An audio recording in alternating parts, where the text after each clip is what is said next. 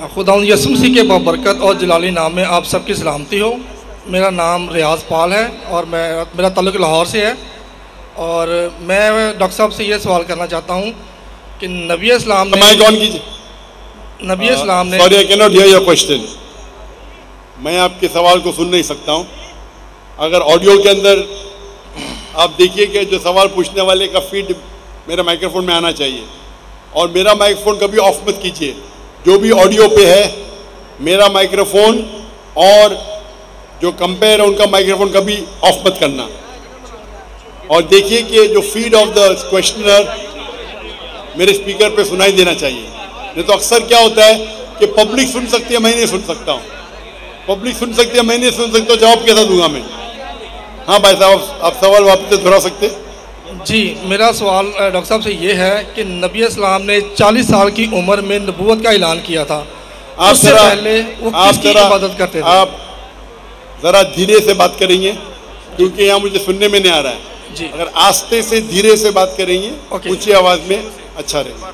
मेरा डॉक्टर साहब सवाल ये है कि नबी इस्लाम ने 40 साल की उम्र में नबूवत का ऐलान किया था, और उससे पहले वो किसकी इबादत करते थे और किस तरह करते थे? भाई साहब आपका नाम? मेरा नाम रियाज पाल है और मेरा ताल्लुक लाहौर से है। नाम क्या है? लाहौर से। नाम क्या है पूछ रहा हूँ? मेरा नाम रियाज पाल है। रियाज पाल जी। आप ईसाई है? जी, मसीही हूँ मैं। मसीही। भाई साहब ने अच्छा सवाल पूछा है हमारे मसीह भाई ने कि मोहम्मद सल्लल्लाहु अलैहि वसल्लम को पैगंबर वो बने, नबूवत हासिल हुई 40 साल की उम्र पे, तो उसके पहले वो किसकी इबादत करते थे?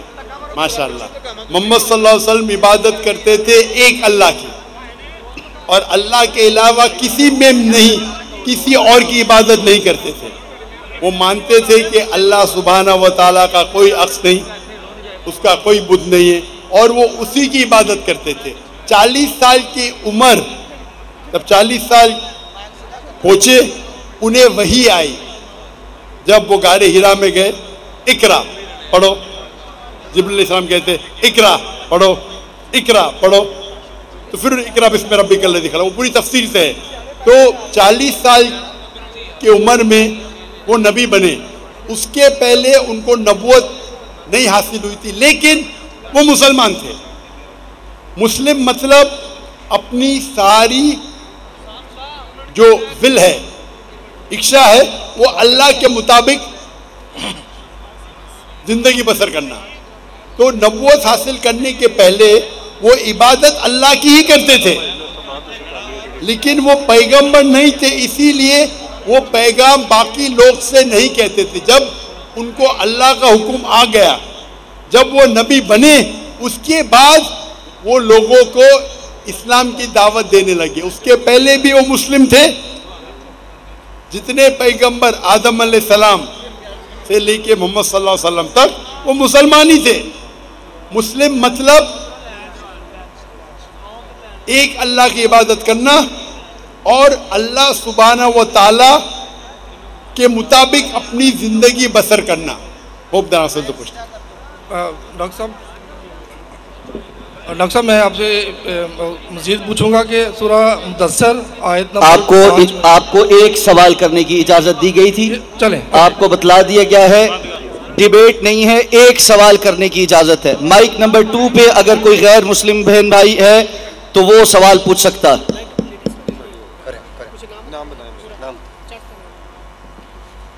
यीशु मसीह के ज़िंदा और जलाली नाम में आपकी सलामती हो।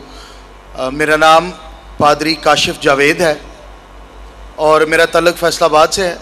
और मैं डॉक्टर साहब से ये सवाल पूछना चाहता हूँ कि डॉक्टर साहब अभी जैसे आपने एक बड़ा अच्छा सेशन किया जिसमें आपने बताया कि कुरान शरीफ जो है वो सिर्फ़ एक अल्लाह को मानता है, लेकिन इसके बावजूद मैं ये पूछना चाहता हूँ कि कुरान शरीफ में बहुत सारी जगहों पे अल्लाह ताला ने अपने लिए जमा का सीगा इस्तेमाल किया है। तो ये जो जमा का सीगा है, क्या ये ताज़ीमन जमा है या लाइक ये रॉयल वी है? और अगर ये रॉयल वी है तो रॉयल वी का जो रॉयल वी जो है ये तो 12वीं सदी में इख्तरा हुआ है, और उसके मुताबिक जो रॉयल लोग थे वो उस रॉयल हम में उनके वज़रा और उन बादशाह और जो जिस खुदा को वो मानते थे वो भी ऐड किया जाता था। तो मैं सिर्फ ये पूछना चाहता हूँ कि जो कुरान शरीफ में अल्लाह ताला ने जमा का सीगा इस्तेमाल किया है, क्या वो एक रॉयल भी है, ताज़ीमन है, या कोई और वजह है? पादरी हमारे भाई ने अच्छा सवाल किया है और वो मेरी तकरीर सुन चुके हैं और मेरा जवाब भी जानते हैं। मैं जवाब दोहराऊंगा फिर उनके सवाल पे आता हूँ। जब भी कुरान में जिक्र आता है, अल्लाह ताला फरमाते, कई बार कहते हैं कि मैं, कई बार कहते हैं हम। अरबी में आता है नहनु, मतलब हम, इंग्लिश में कहेंगे वी। तो ये वी जो है वो दो किस्म के वी है। One is plural in number, one is plural in respect. जमा है तादाद के लिए, अगर एक से ज़्यादा तादाद है उसके लिए इस्तेमाल होता है। और कभी कभी एक रॉयल प्लूरल, मतलब अगर कोई राजा है तो सिंगुलर रहेगा लेकिन कहेगा हम। तो पादरी साहब जानते हैं मेरे जवाब को। तो ये वी जो इस्तेमाल किया गया है कुरान मजीद में, मिसाल के तौर पे अगर मैं उर्दू में कहूँगा, और हम जानते हैं कि जो लोग तकरीर करते हैं, मिसाल के तौर पे राजीव गांधी इंडिया में कहते हैं हम देखना चाहते हैं, हिंदी में कह रहा है हम देखना चाहते हैं। हम मतलब वो एक ही इंसान है लेकिन वो अपने आप को रॉयल समझता है। क्वीन ऑफ इंग्लैंड जब कहेंगी वी कमांड यू, कमांड भी बोल सकते हैं, मतलब सिंगुलर। वी कमांड मतलब प्लूरल, लेकिन ये प्लूरल ऑफ रिस्पेक्ट है, तहजीब के लिए, इज्जत के लिए। तो पादरी साहब मेरे जवाब को जानते हैं। तो कहा कि ये जो रिस्पेक्ट है ये 12वीं सदी में इजाज हुआ। 12वीं सदी, पादरी साहब कौन सी जबान में, कौन सी जबान में 12वीं सदी में इजाज हुआ? वो अंग्रेजी में होगा, अरबी में नहीं। कुरान मजीद अरबी जबान में है और ये अरबी जबान सैकड़ों सालों से है। नानू जो अरबी जबान में है, अल्लाह जब इस्तेमाल करते हैं, हम तर्जुमा करते हम और वी, ये सैकड़ों हजारों साल से आ रहा है। कोई भी अरब ये नहीं। तो कुरान मजीद अरबी में नाजिल हुआ और अरबी जबान में जब नानू दिया जाता है, दो तरीका, एक होता है प्लूरल ऑफ नंबर, एक प्लूरल ऑफ। जब अल्लाह सुब्हानहू व तआला अपने लिए नानू कहते हैं, ये है प्लूरल ऑफ रिस्पेक्ट, इज्जत के लिए नंबर है। और ये इज्जत के लिए 12वीं सदी में इजाज नहीं हुआ। वो रॉयल फैमिली आप जो बोलते, हो सकता है अंग्रेजी ग्रीको सब होगा, लेकिन अरबी जबान हजारों साल पुरानी है। तो उस वक्त अरबी जबान में जब कुरान नाजिल हुआ, उस वक्त भी नानू दो तरीके के थे, एक होते तादाद के लिए, एक होता इज्जत के लिए। जब अल्लाह ताला इस्तेमाल करते नानू अपने लिए, वो इज्जत के लिए। Hope the answer the question. खवातीन की जानिब से अगर कोई मुस्लिमा मौजूद हैं तो वो सवाल कर सकती हैं, अगर कोई गैर मुस्लिमा नहीं है तो जो भी खातून हैं माइक पर वो सवाल कर सकती है। जी अस्सलाम वालेकुम डॉक्टर, एक हमारे साथ नॉन मुस्लिम बहन है, इन्होंने शहादा करना है इंशाल्लाह। तकबीर, नारे तकबीर। बहन आपका नाम क्या है बहन? अस्सलाम वालेकुम। वालेकुम सलाम। बहन आपका नाम क्या है? समरीन। समरीन, आप कौन से मजहब से ताल्लुक़ रखते थे पहले? मैं क्रिश्चियन हूँ। आप क्रिश्चियन थी, माशाल्लाह। आप क्या इस्लाम कबूल करना चाहती है? हाँ जी। आप मानते हैं कि खुदा एक है? हाँ जी। आप क्या मानते, ईसा अलैहिस्सलाम खुदा है कि ईसा अलैहिस्सलाम खुदा के पैगंबर है? ईसा अलैहिस्सलाम खुदा है कि ईसा अलैहिस्सलाम खुदा के पैगंबर है? ईसा अलैहिस्सलाम खुदा है या खुदा के पैगंबर हैं? खुदा के पैगंबर है। माशाल्लाह। आप मानते हैं कि मोहम्मद सल्लल्लाहु अलैहि वसल्लम अल्लाह के आखिरी पैगंबर है? हाँ जी। माशाल्लाह। ये दो शराइत है कोई इंसान को मुस्लिम बनने के लिए, जो कम से कम शराइत है। नंबर मानना कि अल्लाह एक है, अल्लाह के अलावा कोई माबूद नहीं, और ये माने मोहम्मद सल्लल्लाहु अलैहि वसल्लम अल्लाह के आखिरी पैगंबर है। बहन, आपको कोई भी जबरदस्ती कर रहा है इस्लाम कबूल करने के लिए? नहीं। क्या आप अपनी मर्जी से इस्लाम कबूल करना चाहती? हाँ जी। आप अपने होशो आवाज में करना चाहती? हाँ जी। मैं ये जानूं कि आप इस्लाम के करीब कैसे आए? मेरे इर्द गिर्द मेरे मुस्लिम बहन भाई रहते थे और उनकी तरफ देख के मैं मुसलमान बनना चाहती हूँ, मेरी ख्वाहिश है। माशाल्लाह, आपके इर्द गिर्द मुसलमान बहन और लोग थे जिससे आप मुतासिर हुए और इस्लाम कबूल करना चाहती है। हाँ। अल्हम्दुलिल्लाह, आप मानते हैं कि खुदा एक है, अल्लाह एक है। हाँ। आप मानते हैं कि अल्लाह के पैगंबर मोहम्मद सल्लल्लाहु अलैहि वसल्लम आखिरी। अभी मैं अरबी में कहूँगा और आप उसे दोहरा सकती है। अशहदु अशहदु अल्लाह अल्लाह इलाहा इलाहा इल्लल्लाह इल्लल्लाह व अशहदु व अशहदु अन्ना अन्ना मुहम्मदन मुहम्मदन अब्दुहु अब्दुहु व रसूलुहु। रसूलुहु। मैं गवाही देती हूँ मैं गवाही देती हूँ कि अल्लाह के अलावा कोई माबूद नहीं। और मैं गवाही देती हूँ कि मोहम्मद सल्लल्लाहु अलैहि वसल्लम अल्लाह के पैगंबर है। माशाअल्लाह, आप मुसलमान हो चुकी है। अल्लाह आपको जज़ाए खैर दे।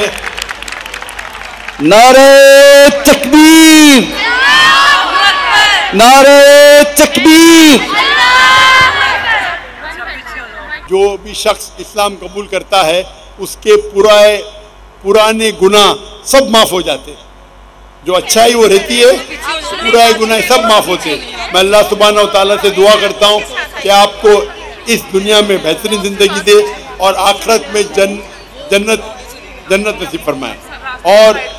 और मेरी इल्तिजा है आपसे बहन कि आप देखिए कि आपके घर वाले, आपके वालिदैन, आपके भाई बहन, उनको भी इस्लाम का पैगाम पहुँचाइए और कोशिश कीजिए कि उनको भी इस्लाम के करीब लाए।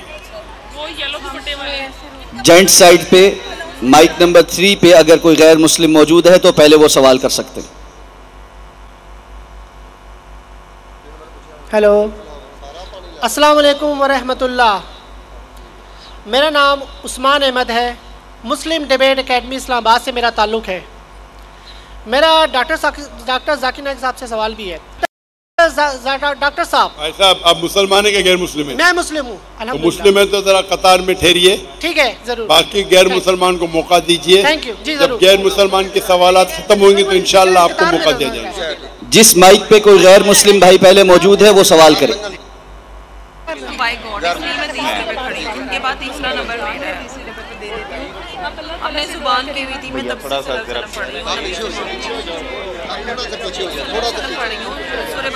जिस माइक पे गैर मुस्लिम मौजूद है पहले वो सवाल करे।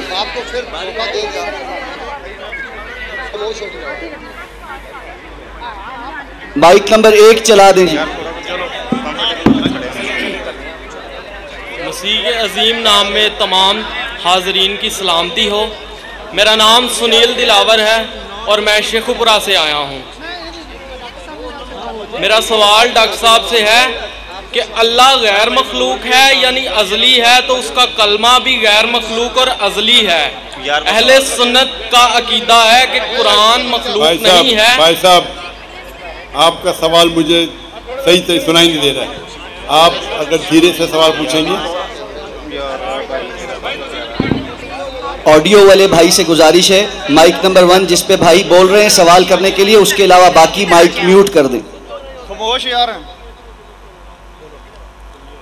अल्लाह गैर मखलूक है यानी अज़ली है, तो उसका कलमा भी गैर मखलूक और अज़ली है। अहले सुन्नत का अकीदा है कि कुरान मखलूक नहीं है, ये अल्लाह की अज़ली सिफ़त और कायमुल ज़ात है।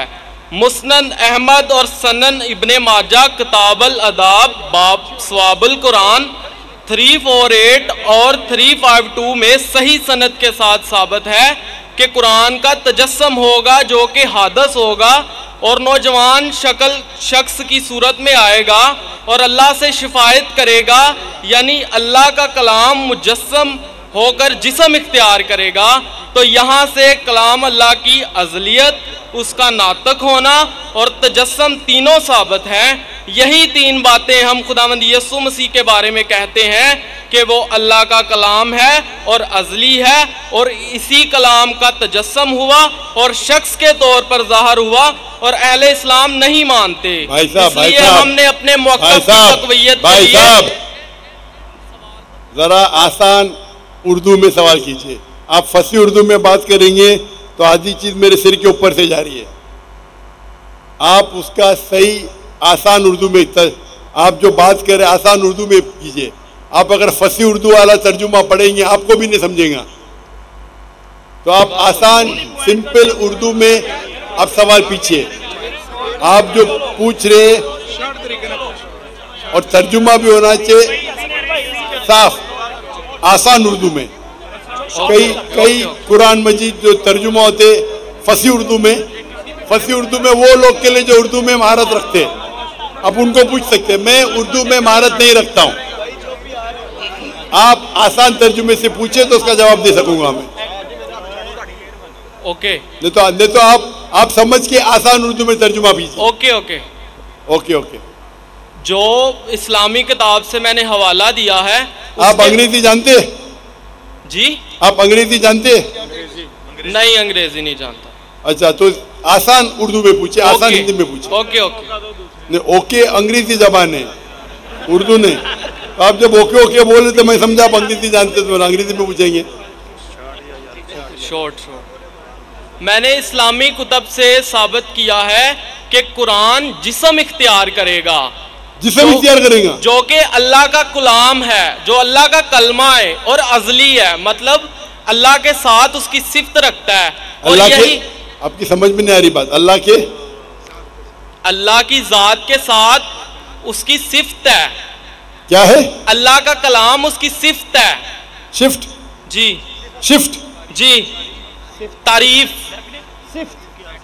सिफत बोलिए ना जी। हाँ, सिफत, हाँ जी, हाँ बोलिए। अल्लाह का कलाम उसकी सिफ्त है और इसने जिस्म इख्तियार किया, ये इस्लामी किताब से साबित है।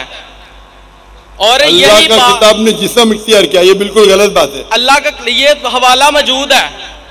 आप ये गलत तर्जुमा पढ़ रहे हो। मैं तर्जुमा नहीं, मैं बता रहा हूँ कि हवाले में लिखा हुआ है कि कुरान नौजवान शख्स की सूरत में आएगा और शिफायत करेगा, अल्लाह से शिफायत करेगा इंसान की सूरत में आगे।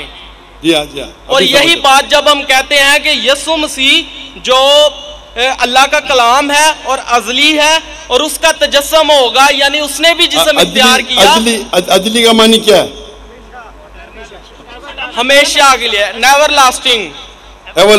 हाँ, अदली है। और तो इसलिए हमने अपनी बात को तकवीयत देने के लिए इस्लामी किताब से हवाला दिया। अगर यही बात सच है जो कि आपकी किताब से भी साबित है, तो आपको भी मौला मसीह के कदमों में आ जाना चाहिए ताकि हमेशा की जिंदगी मिले, क्योंकि मसीह ने कहा कोई मेरे बगैर आस्ते से बात करेंगे, पास नहीं जा सकता। आप अपने आप ही बात कर रहे हैं, यहाँ मुझे माइक्रोफोन पे सुनाई नहीं दे रहा है।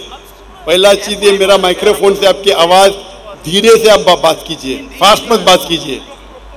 आप देख के नीचे देख के फास्ट बात कर रहे हैं, आस्ते से बात कीजिए। ओके।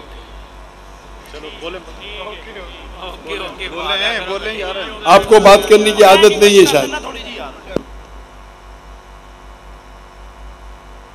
सर, इस्लामी किताब से साबित है कि कुरान जो अल्लाह का कलमा है वो जिस्म इख्तियार करेगा, और हम मसीही भी ये कहते हैं कि जो यीशु मसीह है वो खुदा का कलमा है और उसने जिस्म इख्तियार किया। तो आप हमारे वाला कीदा आपकी किताब से साबित है, तो फिर आप मौला मसीह के कदमों में आ जाएं। हाँ, अभी समझा आपका सवाल। ऐसा साफ पूछो ना, आप वो पढ़े तर्जुमा पढ़े लंबा लंबा।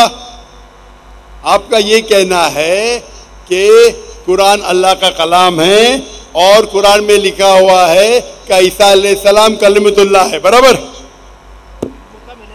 बाइबल में लिखा हुआ है कि वो खुदा का कलाम है हमारे अकायद के मुताबिक। कौन खुदा का कलाम है? यीशु मसीह। यीशु मसीह ईसा अलैहिस्सलाम ना? जी। कुरान में भी लिखा है कि कलिमतुल्लाह है। मैं बाइबल की बात कर रहा हूँ। मैं आपको कुरान का भी हवाला दे रहा हूँ। Okay okay okay okay. भाई साहब का सवाल है, अभी समझा मैं, कि बाइबल में लिखा हुआ है कि ईसा अलैहिस्सलाम खुदा का कलमा है। मैंने उनसे कहा कि कुरान में भी लिखेला है ईसा अलैहिस्सलाम कलमतुल्लाह है, is the word of God. Yes. Quran में हर पैगंबर अल्लाह का है, हर पैगंबर कलमतुल्लाह है।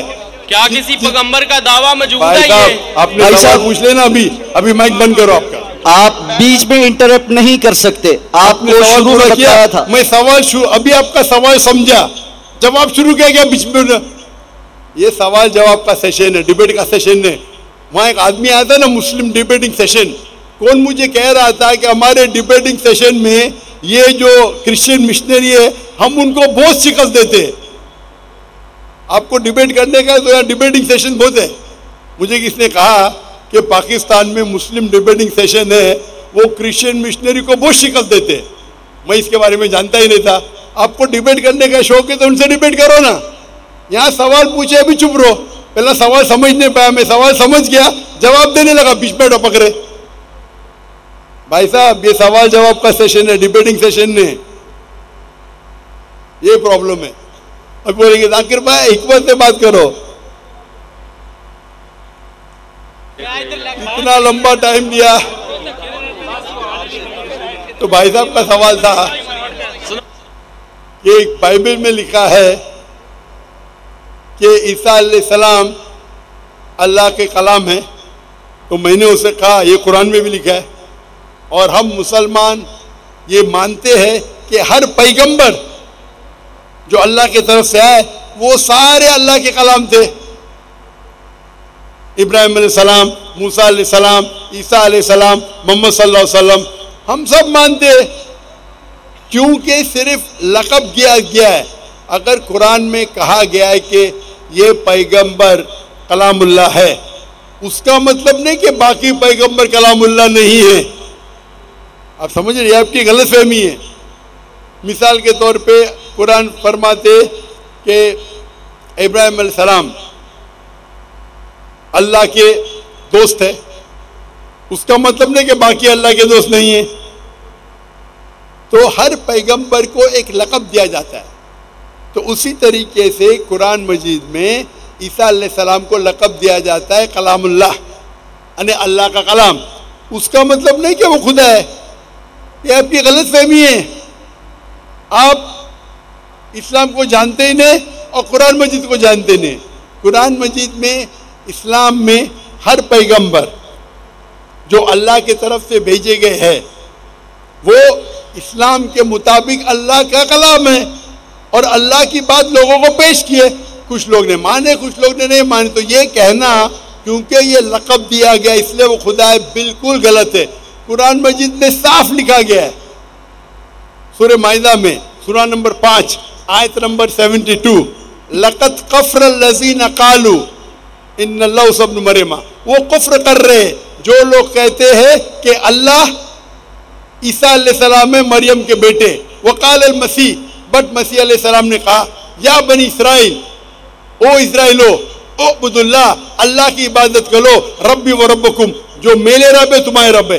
इन्नो में शिरक बिल्लाह, अगर अल्लाह के साथ किसी ने शरीक किया, फ़क़द हर्रम अलैहिल जन्नह, अल्लाह उसके लिए जन्नत हराम करेगा। वमा वहु नार वमा लिज़ालिमीन मिन अंसार, और उसके लिए आग होंगी और जहन्नम उसके लिए ठिकाना होगा। ये साफ तौर के लिखा है कुरान मजीद में, सूरह माइदा सूरह नंबर 5 आयत नंबर 72, लक़द कफ़र लज़ीना क़ालू, वो लोग कुफ्र कर रहे जो लोग कहते हैं कि ईसा अलैहिस्सलाम मरियम अलैहिस्सलाम के बेटे अल्लाह है। वक़ाल अल मसीह, लेकिन मसीह ने कहा या बनी इसराइल, ओ इस्राइलो, ओ अब्दुल्लाह, अल्लाह की इबादत करो, रब्बी व रब्बकुम, जो मेरे रब है तुम्हारे रब है। इन्नो में शिरक बिल्लाह, अल्लाह के साथ अगर किसी ने शरीक किया, फ़क़द हर्रम अलैहिल जन्नह, अल्लाह उसके लिए जन्नत हराम करेगा। वमा वहु नार वमा लिज़ालिमीन मिन अंसार, और उसके लिए आग, उसके लिए जहन्नम उसका ठिकाना रहेगा। तो ये साफ तौर के कि आप एक आयत कुरान की पकड़ के अपनी खुद तर्जुमा करेंगे, बिल्कुल गलत है। कुरान में साफ तौर के लिखेला है कि ईसा अलैहिस्सलाम अल्लाह के पैगंबर है, और जो लोग कहते हैं कि ईसा अलैहिस्सलाम खुदा है वो कुफ्र कर रहे हैं। माइक नंबर 2 पे अगर कोई गैर मुस्लिम है तो उनसे क्वेश्चन ले लीजिए। हाँ जी। यसु मसीह के मुबारक नाम में और फ़तेहमंद नाम में आप सबको सलाम। मेरा नाम साइमन परवेज़ है और मैं फैसलाबाद से तल्लुक़ रखता हूँ। मेरा पहले रिक्वेस्ट ये है कि पहले मेरी बात को मुकम्मल सुन लिया जाए ताकि बेहतर तौर पर मुझे भी रहनुमाई मिले। तो मेरा सवाल ये है भाई साहब, आप अगर तकरीर नहीं देंगे तो आपकी बात को सुनेंगे। आप अगर तकरीर देने के आए हैं तो ये तकरीर का सेशन नहीं है। आप अपना सवाल को मुख्तसर कीजिए 3 या 4 जुमले में। अगर 3 और 4 जुमले में नहीं कर सकते तो बाकी को मौका दीजिए। 2 मिनट लगेंगे। आप 2 मिनट मतलब 2 घंटा नहीं, 2 मिनट, सिर्फ 2 मिनट। अरे वो आप मतलब 2 मिनट। आपका भाई ईसाई भाई 1 सेकंड को 1 घंटा बोलता है, तो 2 मिनट कितने हो गए? 120 घंटे। वो मुहावरा था सिर्फ जी, वो मुहावरा बात थी, लेकिन उस बात को छोड़ दे। मैं अपनी बात कर रहा हूँ, मैं 2 मिनट बाद में कंप्लीट कर दूंगा। असली 2 मिनट शुरू हो गए आपके 2 मिनट। हाँ जी, नोट करें। कहा जाता है अकॉर्डिंग टू कुरान और मुस्लिम के 4 आसमानी किताबें हैं, मतलब वर्ड ऑफ गॉड, तुरात, ज़बूर, अंजील और कुरान। लेकिन कुरान पाक की हिफाजत का ज़िम्मा अल्लाह ताला ने खुद लिया है, तो बाकी 3 किताबें जो कि आसमानी हैं, वर्ड ऑफ गॉड है, उनकी हिफाजत का ज़िम्मा अल्लाह ताला ने खुद क्यों नहीं लिया? और अगर वो तब्दील हो गई है तो उसमें ज़िम्मेदार कौन है?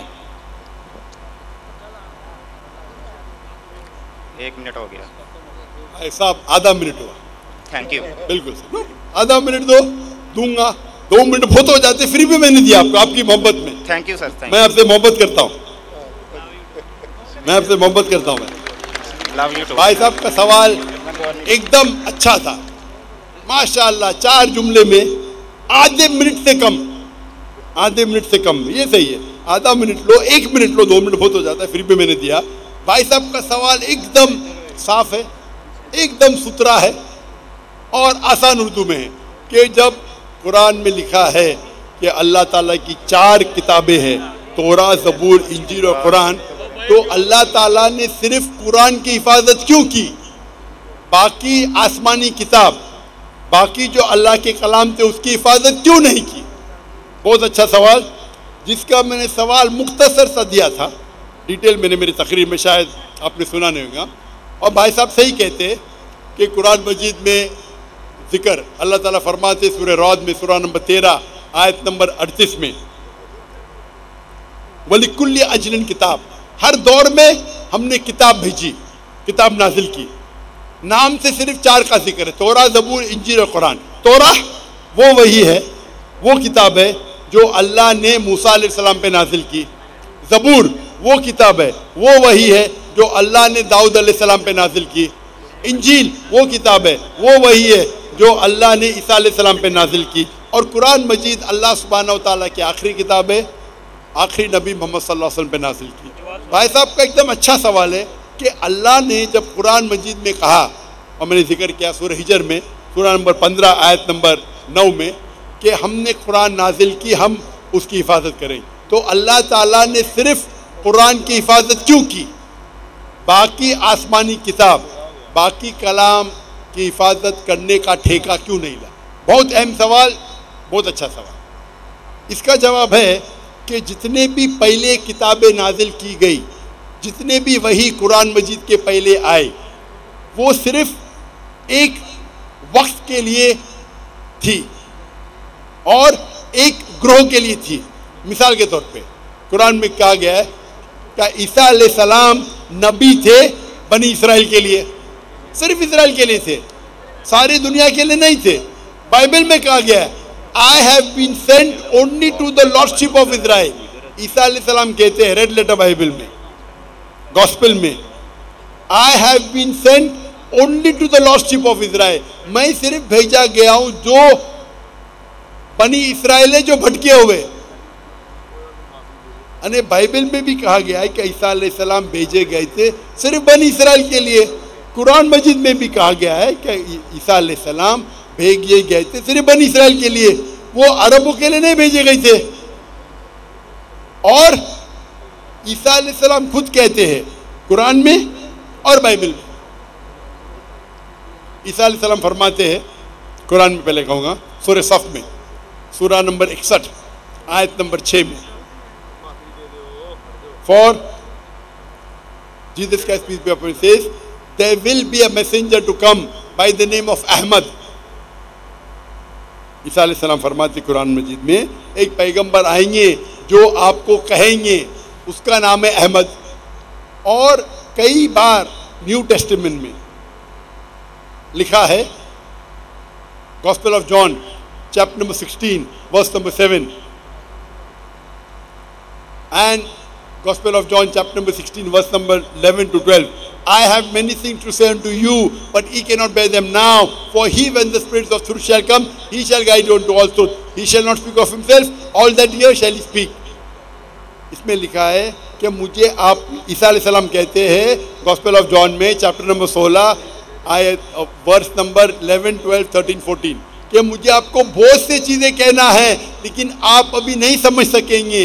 वो ही when the spirit of truth, जो हक का रुआएगा, वो आपको दिखाएगा, वो आपको समझाएगा। वो अपने आप नहीं कहेगा, जो कुछ वो सुनेगा वो कहेगा, वो मुझे ग्लोरीफाई करेगा, वो मेरी तारीफ करेंगे।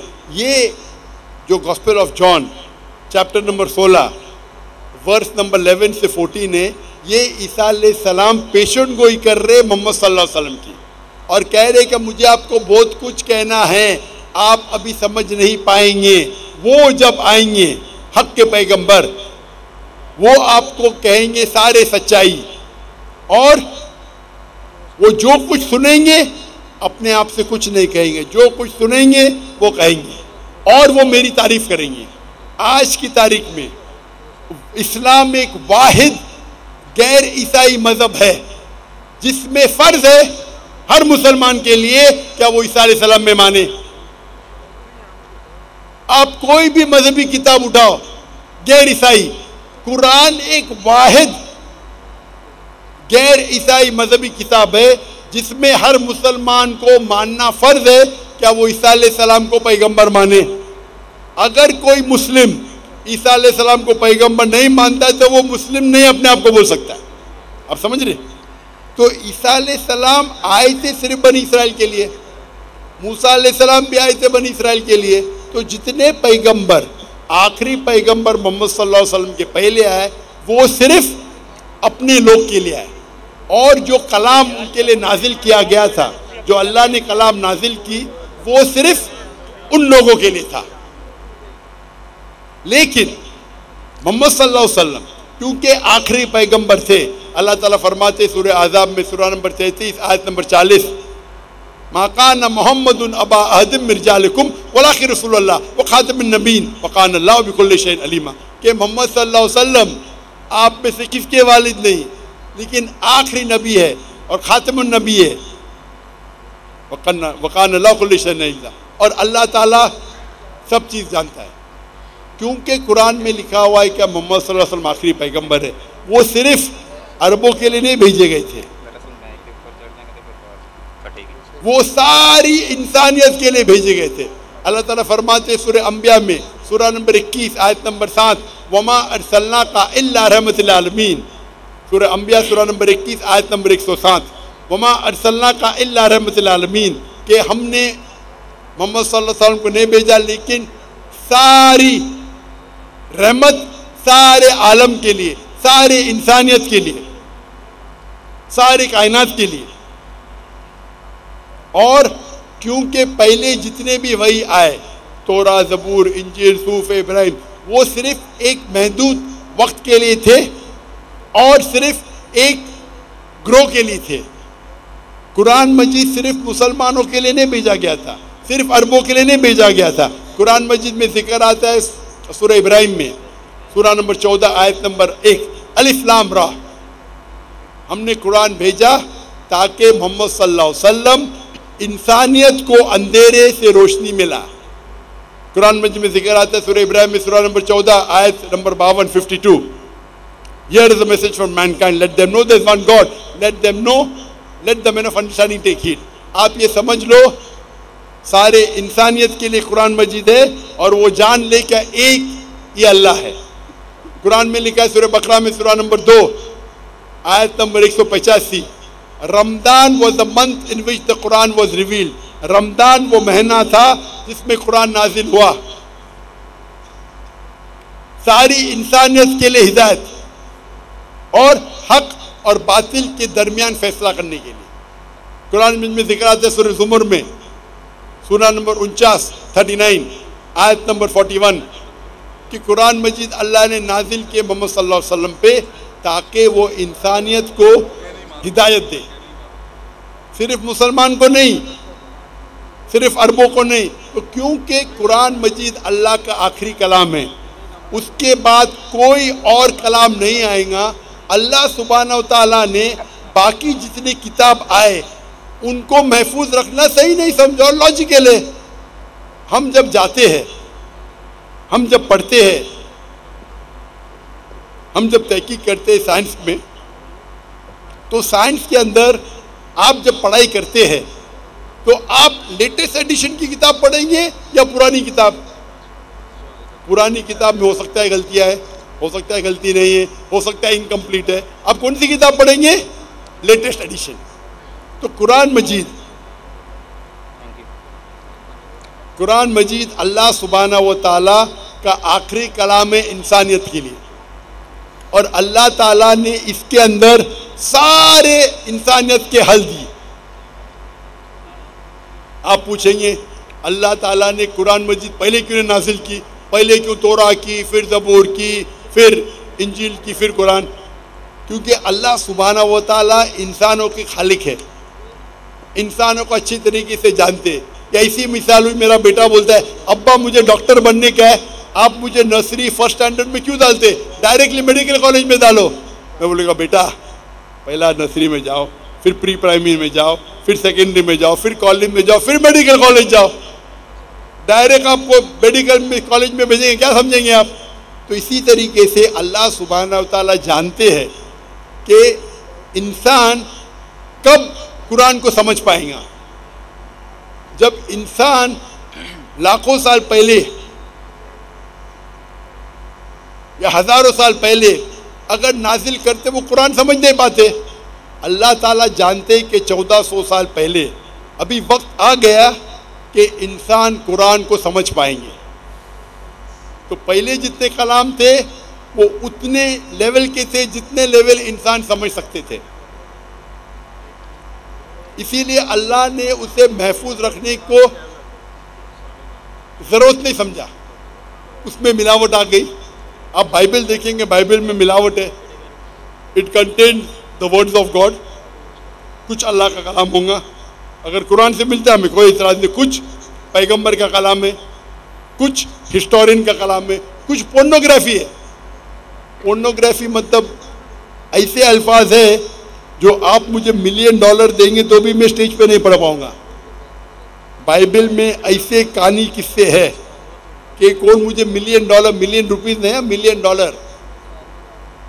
या 1 अरब रुपया मुझे देगा आज और कहेगा कि पब्लिक के सामने पढ़ो, मैं पढ़ ही नहीं सकूंगा। मिसाल के तौर पे एज़ेकिएल चैप्टर नंबर 24,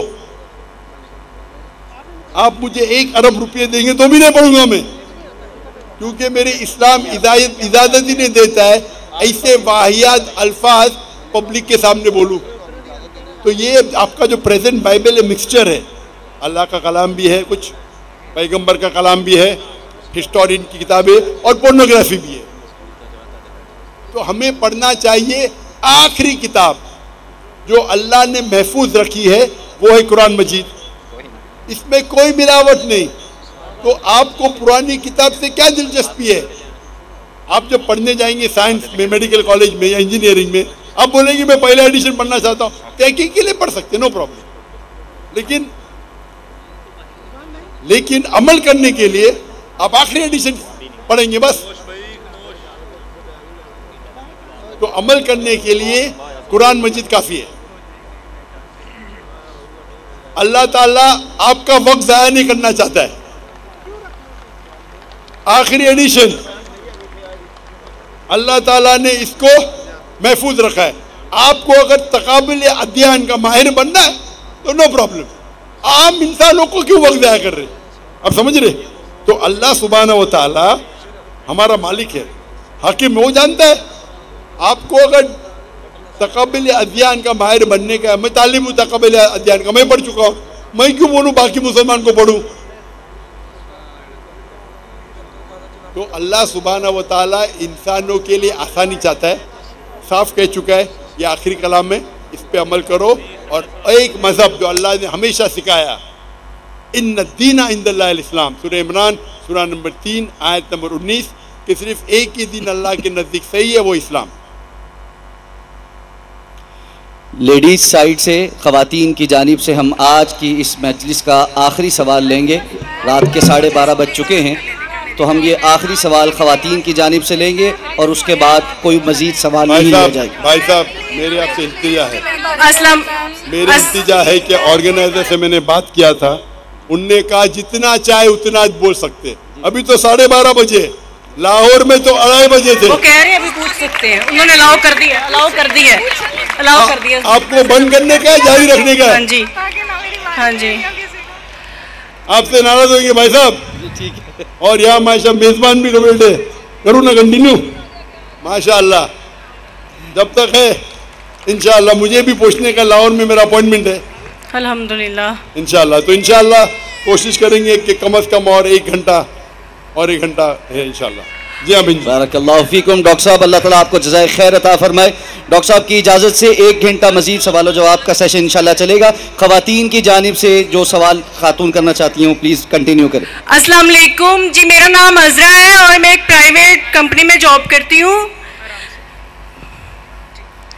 है ना, मुसलमान है कि गैर मुस्लिम है? जी मैं मुस्लिम हूँ। तो अगर कोई गैर मुस्लिम माइक्रोफोन के पीछे है, उनको मौका दीजिए। जी नहीं है। अगर नहीं है तो हम देखेंगे भाइयों के सेक्शन में कोई गैर मुस्लिम है। जी नहीं है। मेरा क्वेश्चन आपको कैसा पता है? आपको आपकी शोभा का पता है? हो सकता है कि भाइयों के सेक्शन में हो। जी, माइक नंबर 1 लेडीज वाला माइक क्लोज कर दें। माइक नंबर 1 पे अगर कोई गैर मुस्लिम है तो वो सवाल करें। हेलो, ठीक है, थोड़ा सा मसीह यीशु में आप सबकी सलामती हो। मेरा नाम शाहिद सलीम है और मैं बाइबल मुक़द्दस का स्टूडेंट हूँ। इससे पहले मैं सवाल करूँ, मैं अपने ईमान को शो करना चाहता हूँ कि मैं उस खुदा को मानता हूँ जिस खुदा ने आसमान और ज़मीन को बनाया। भाई साहब, आप मुस्लिम हैं क्या? नहीं है सर, क्रिश्चियन हूँ मैं। हाँ, तो बोलिए ना क्रिश्चियन है, फिर आप सवाल पूछिए ना, क्योंकि अगर आप मुस्लिम है तो मैं सर, यहाँ पे 7-8 लोग क्रिश्चियन हैं जो सवाल करना चाहते हैं, मेरे पीछे खड़े हैं। हाँ, एक के बाद एक को मौका मिलेगा। Okay, thank you sir, wonderful, thank sir. Sir, मैं उस खुदा को मानता हूँ जिसने आसमान और जमीन को बनाया। सर प्लीज, खुदा यीशु मसीह को जो कुंवारी मरियम से पैदा हुए, सलीब पर मुए, दफन हुए, तीसरे दिन मुर्दों में से जी उठे और आसमान पर चले गए। मेरा ईमान है कि वो हमको लेने के लिए आएंगे। मेरा सवाल है आज का सर कि बाइबल मुकद्दस में सिर्फ एक शादी की परमिशन है और होली कुरान में 4 शादियों की परमिशन है, और मुस्लिम्स कहते हैं कि हमारा फेथ उस वक्त तक कंप्लीट नहीं होता जब तक हम बाइबल पर ईमान ना रखें। ये उसी बाइबल की बात कर रहा हूं जो असल वाली है, और बाइबल दूसरी शादी को ज़िना करार देती है। होली कुरान में 70 हुरों का जिक्र है। मेरा पहला सवाल यह है कि उन 70 हुरों का आसमान पर क्या पर्पस है जो हमारे भाइयों को मिलेंगी, और सेकंड सवाल यह है कि क्या आप फिर भी ईमान रखते हैं? एक सवाल, आप शायद उर्दू जानते नहीं, एक सवाल क्या? एक सवाल सर एक ही सवाल है, सारा एक ही सवाल है सर, शॉर्ट हो गया लेकिन एक ही सवाल है। एक सवाल में 2-3 सवाल पूछ चुके हैं। तो क्या सर मेरा सवाल ये है, भाई साहब आपका सवाल मुकम्मल हो गया, आप डॉक्टर साहब का जवाब समाप्त फरमाइए। जवाब सुनिए, सवाल समझ गया मैं आपका सवाल दोहराऊंगा। आपने कहा कि मुसलमान का ईमान है कि वो बाइबल में मानते हैं, ये बिल्कुल गलत है। कुरान मजीद में कहाँ लिखा है कि बाइबल को मानना चाहिए?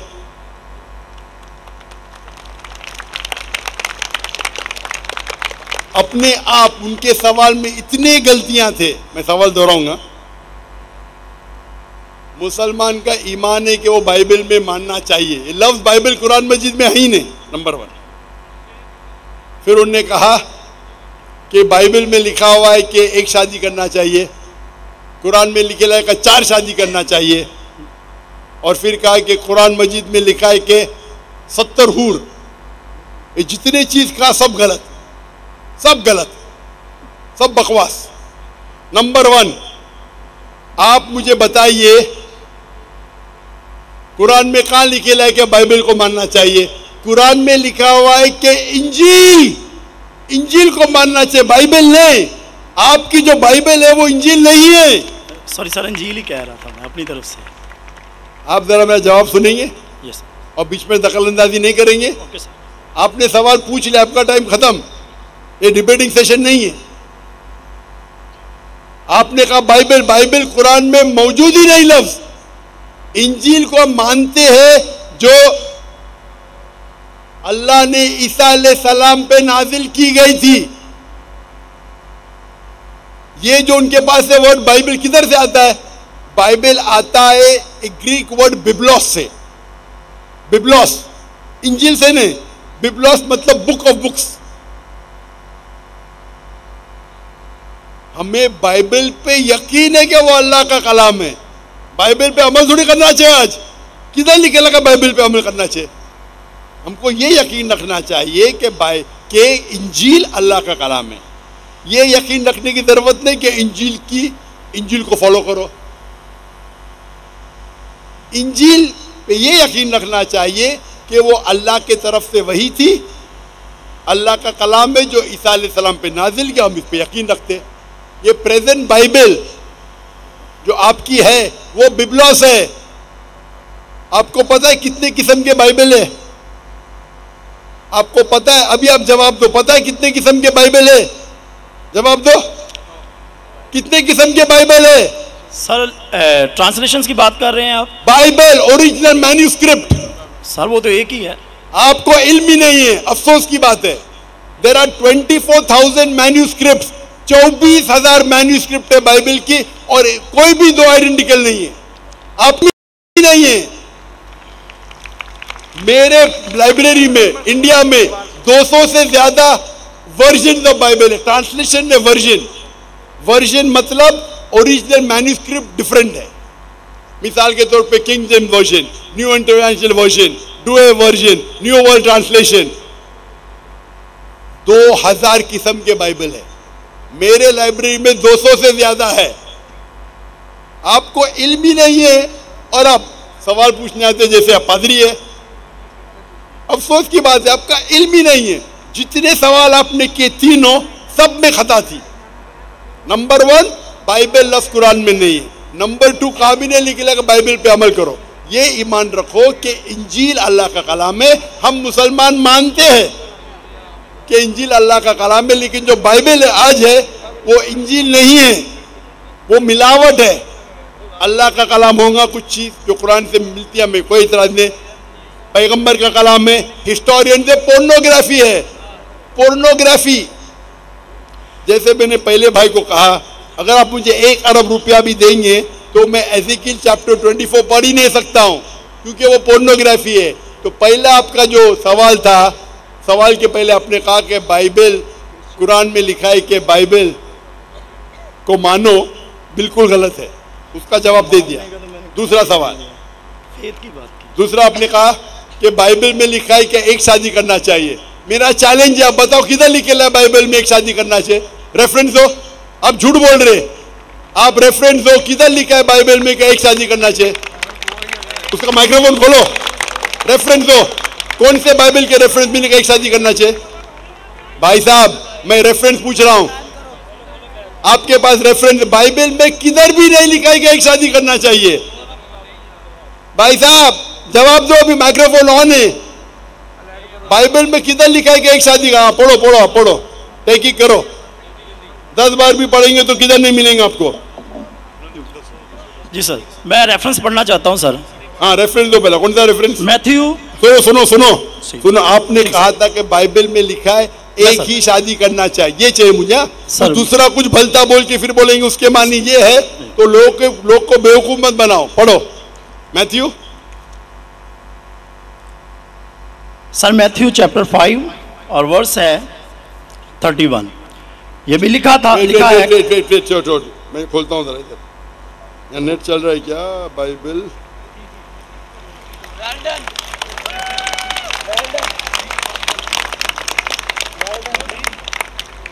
बाइबल मैथ्यू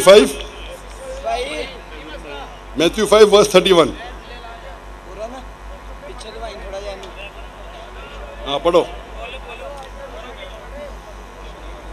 पढ़ो। जी सर, जो कोई अपनी बीवी को छोड़े उसे तलाकनामा लिख दे, लेकिन मैं तुमसे ये कहता हूँ कि जो कोई अपनी बीवी को हरामकारी के सिवा किसी और सबब से छोड़ दे वो उसे ज़ना कराता है, और जो कोई छोड़ी से भी हुई से ब्याह करे वो ज़ना करता है। इसमें किधर लिखे है कि एक बीवी करना चाहिए? बताओ सर। अगर आप लिखा इसके अंदर? सर यहाँ पे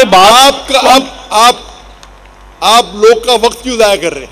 सर कॉन्टेक्स्ट ये बता रहा है कि दूसरी शादी करेगा तो वो ज़ना करेगा। अगर अपनी बीवी को डिवोर्स देगा, अने डिवोर्स देना ईसाईयत में हराम है। सिर्फ उस वक्त डिवोर्स दे सकता है जब वो किसी दूसरे के साथ जिना करती है। इसका मतलब नहीं कि एक शादी करना चाहिए। आप क्यों गलत बयान कर रहे? आप जब नहीं जानते उर्दू अंग्रेजी नहीं जानते, क्यों टाइम वेस्ट कर रहे?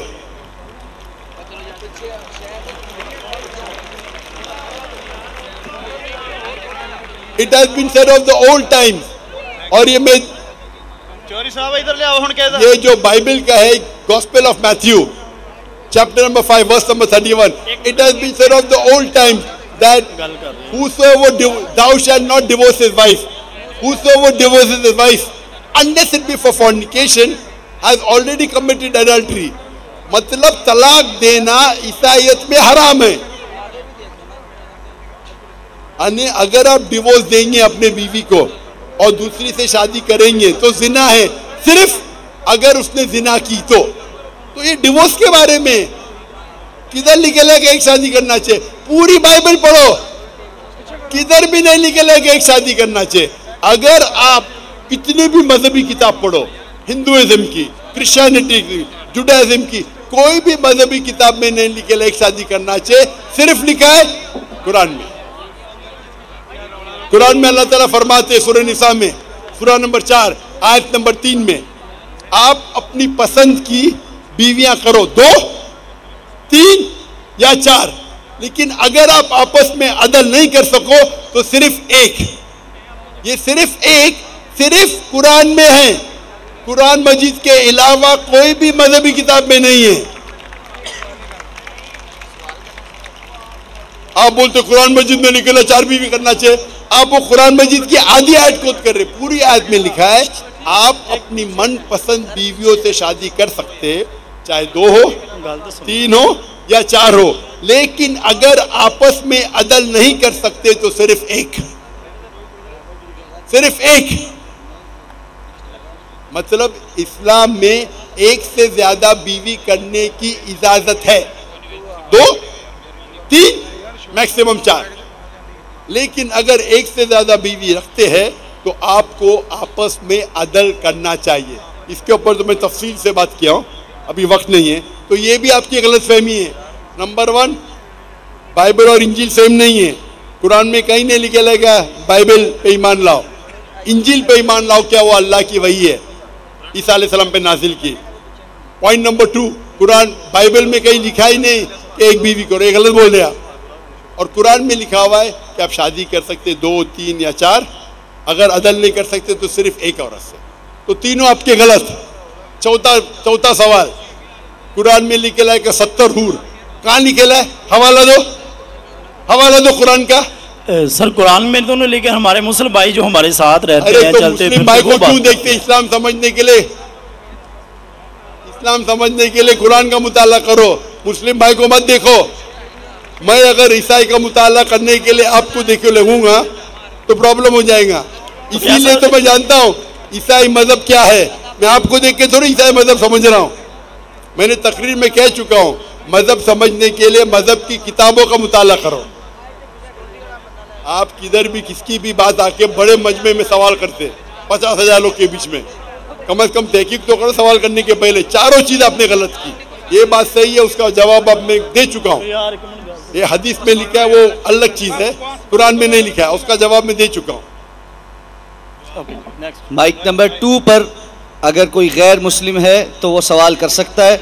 गुजारिश है, मुकर्रर मैं आपके सामने ये गुजारिश रख रहा हूँ, टू द पॉइंट मुख्तसर लफ्ज़ों में सवाल कीजिए, उससे पहले बहुत ज़्यादा तमहीद न बांधिए। जो सवाल है वाज़े उर्दू में ठहर ठहर कर टू द पॉइंट कीजिए।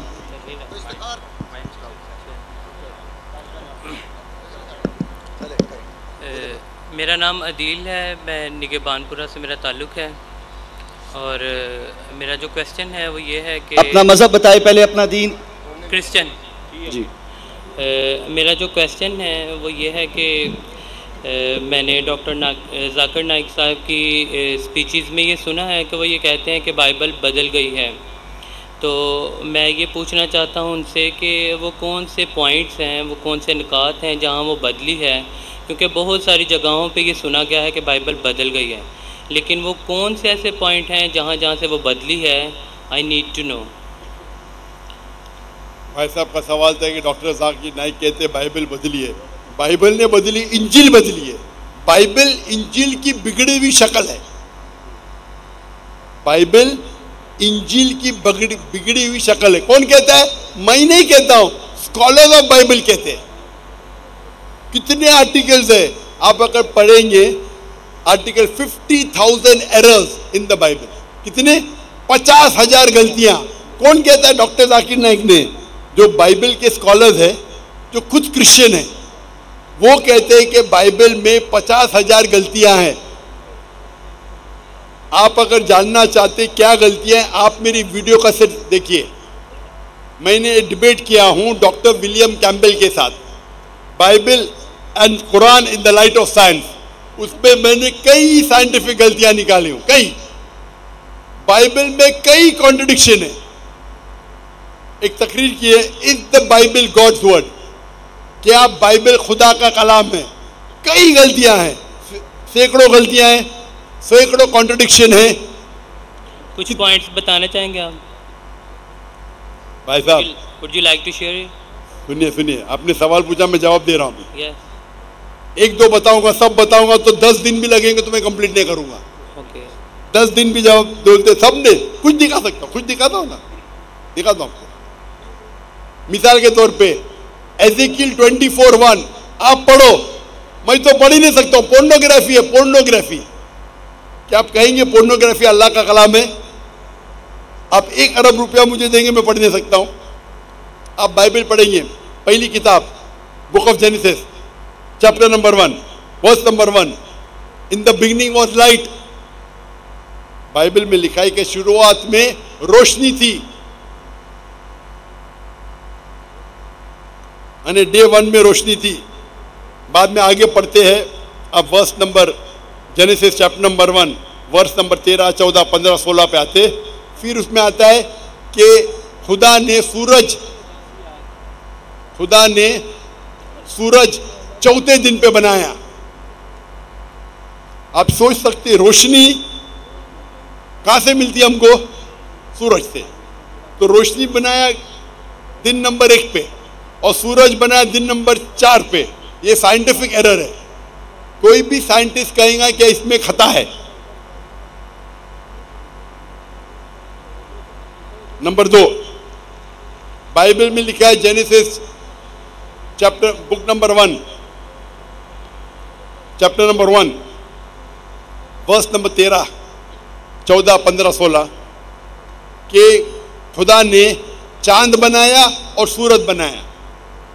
चांद, सूरज बड़ी रोशनी दिन में उजाला देने के लिए, और चांद छोटी रोशनी रात में उजाला देने के लिए। खुदा ने दो रोशनी बनाई, सूरज और चांद। सूरज दिन पे राज करने के लिए और दूसरी रोशनी चांद रात पे राज करने के लिए।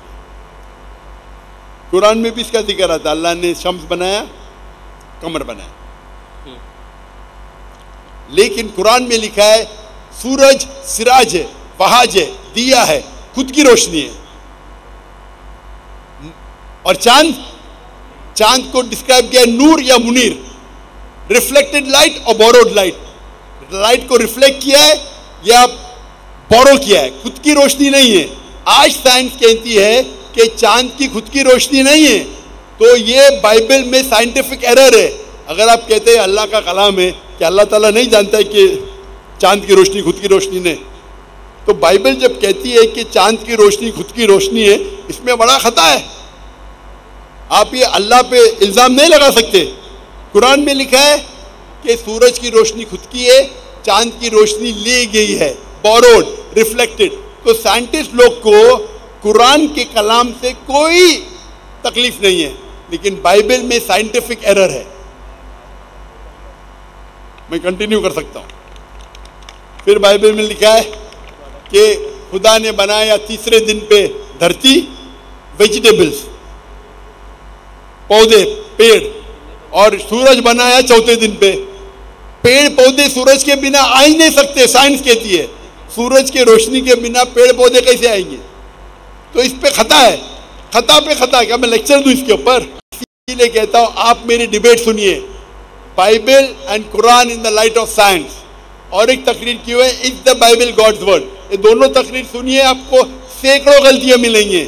आप बाइबल पे गूगल करो नेट के ऊपर, errors in the Bible. Christian scholars कहते हैं कि हजारों गलतियां हैं बाइबल में। इसीलिए बाइबल अल्लाह का कलाम नहीं है। ये बाइबल जो है ये इंजील की बिगड़ी हुई शक्ल है।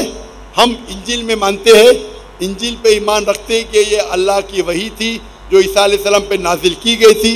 लेकिन ये जो बाइबल आपके पास है वो इंजील नहीं है और हम इसमें नहीं मानते। खवातीन नहीं, आप दूसरा सवाल नहीं पूछ सकते, ज़ाब्ता पहले बता दिया जाएगा। प्लीज़ इनका माइक बंद कर दीजिए। खवातीन की जानिब जो वॉलंटियर्स हैं वो बता दें कि क्या कोई गैर मुस्लिम खातून मौजूद हैं सवाल के लिए।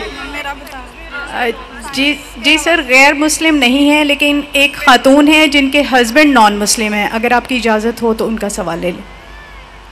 जी ले लें।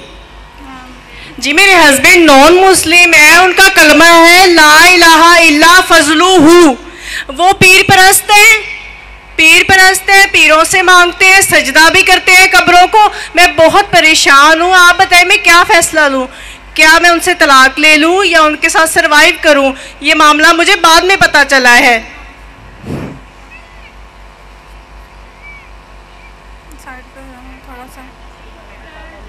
बहन ने कहा कि उनके जो शौहर है वो पीर परस्त है, उन्हें बाद में मालूम पड़ा, तो मैं क्या करूं? आप अगर उनकी अहलिया है, आप पे फ़र्ज़ होता है कि आप उन्हें इस्लाम की सही दावत दें।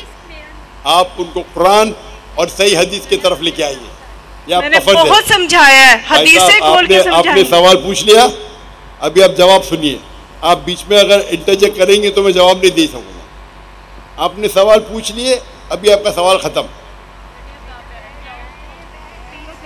आपका फ़र्ज़ है कि आप उनको दावत दें, और दावत देने के बाद अगर वो नहीं माने तो आप उनको अल्टीमेटम दे सकते कि आप अगर शिर्क कर रहे हैं तो शिर्क जो है, आपने कहा मेरे शौहर शिर्क करते, अगर आपको यकीन है कि शिर्क करते तो शिर्क करना सबसे बड़ा गुनाह है, तो आप उनको अल्टीमेटम दे सकते कि देखो आप अगर शिर्क को नहीं छोड़ेंगे तो मैं आपसे खुला लूँगी या मैं जाऊँगी काजी के पास और आपसे जो निकाह फस करूँगी।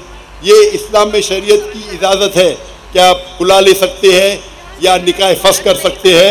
आप उनको समझाइए, मानते तो अच्छी बात है, लेकिन अगर वो शिर कर रहे हैं और आपको यकीनन पता है कि शिर कर रहे, तो आप काजी के साथ जाके निकाह फस कर सकते हैं।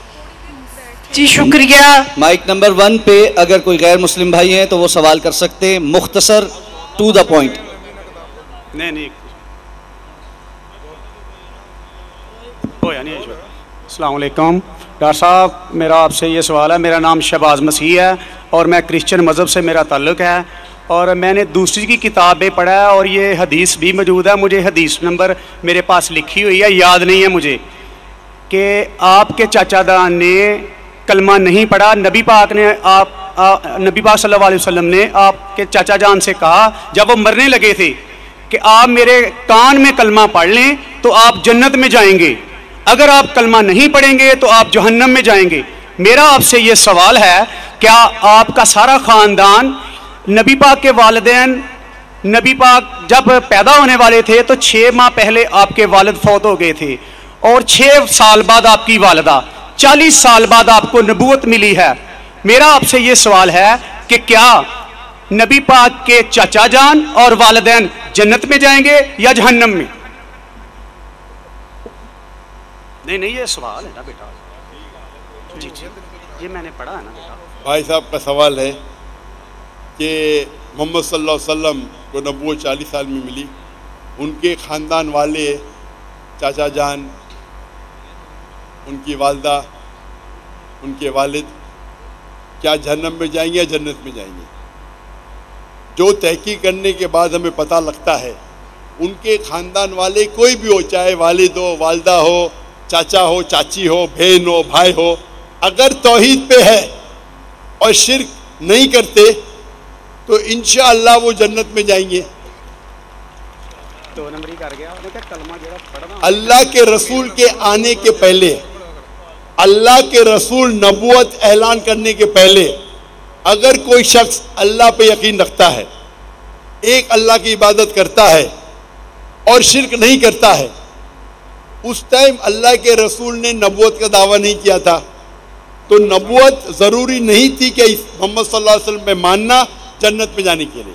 उस वक्त आपको मानना चाहिए कि अल्लाह एक है, अल्लाह के साथ किसी को शरीक नहीं करना चाहिए। उस वक्त के पैगंबर, अगर वो दौर था ईसा अलैहिस्सलाम का, तो आपको मानना चाहिए ईसा अलैहिस्सलाम पैगंबर है।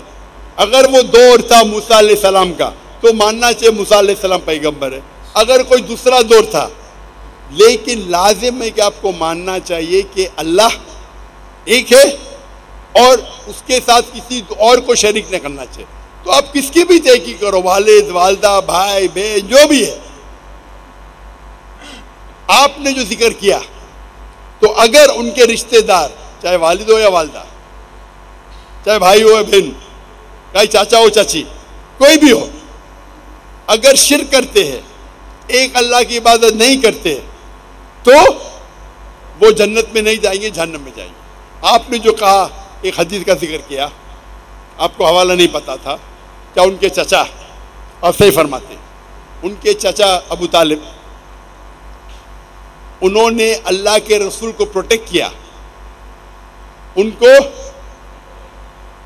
महफूज रखा दुश्मनों से, क्योंकि वो अपने कबीले के थे, लेकिन वो ये नहीं मानते थे कि अल्लाह ही के और अल्लाह के रसूल मोहम्मद सल्लल्लाहु अलैहि वसल्लम के पैगंबर है, लेकिन अपने जान से बढ़कर उनकी हिफाजत की। इसीलिए अल्लाह के रसूल चाहते थे कि उनके चचा इस्लाम कबूल करे, लेकिन उन्होंने कबूल नहीं किया।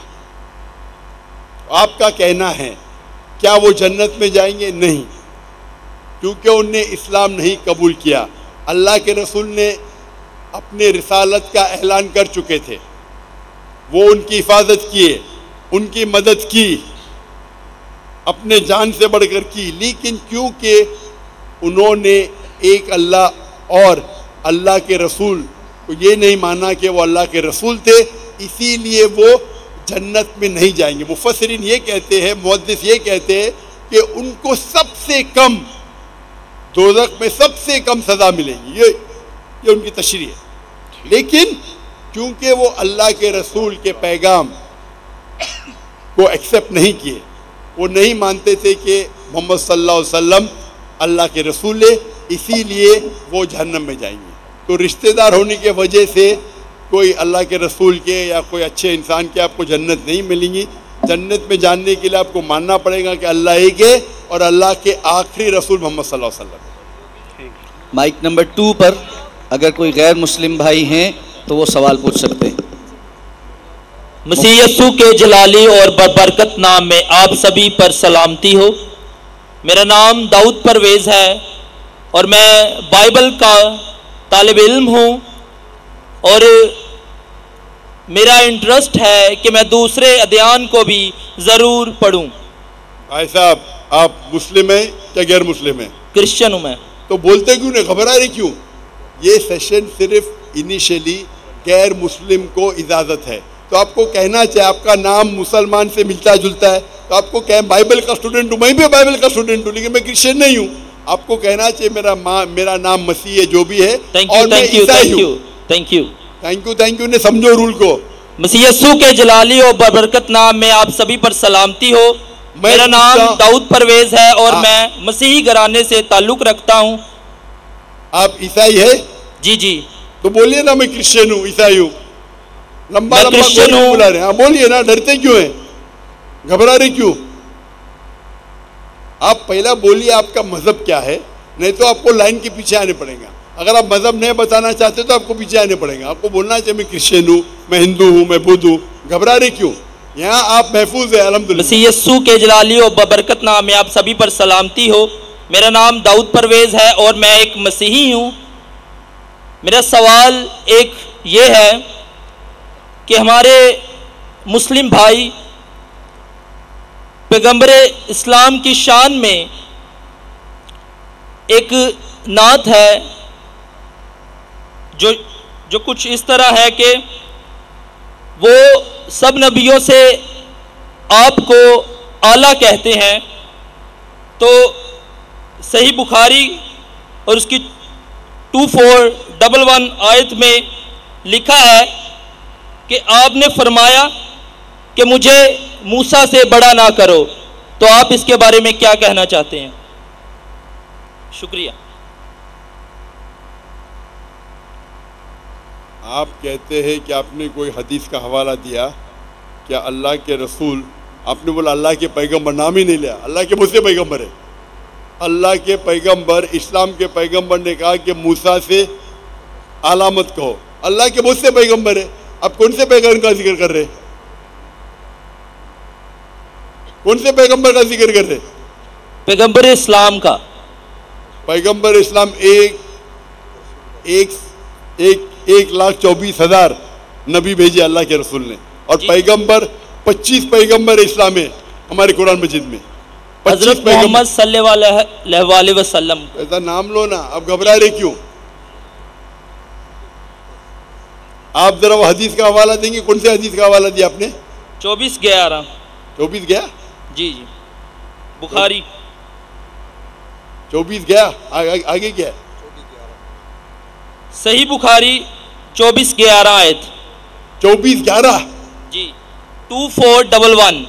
2411 उसमें क्या लिखा है? उसमें लिखा है,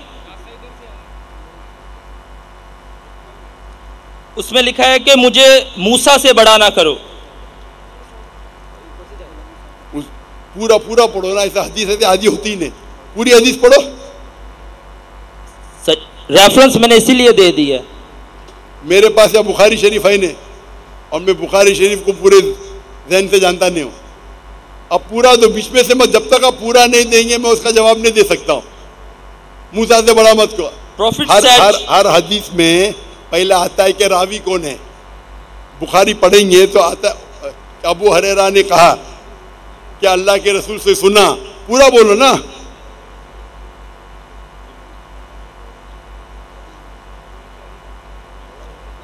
Do not give me superiority over Moses, for on the day of resurrection all the people will fall on conclusions and I will be one of them, but I will be the first to gain conclusions and will see Moses standing and holding the side of throne.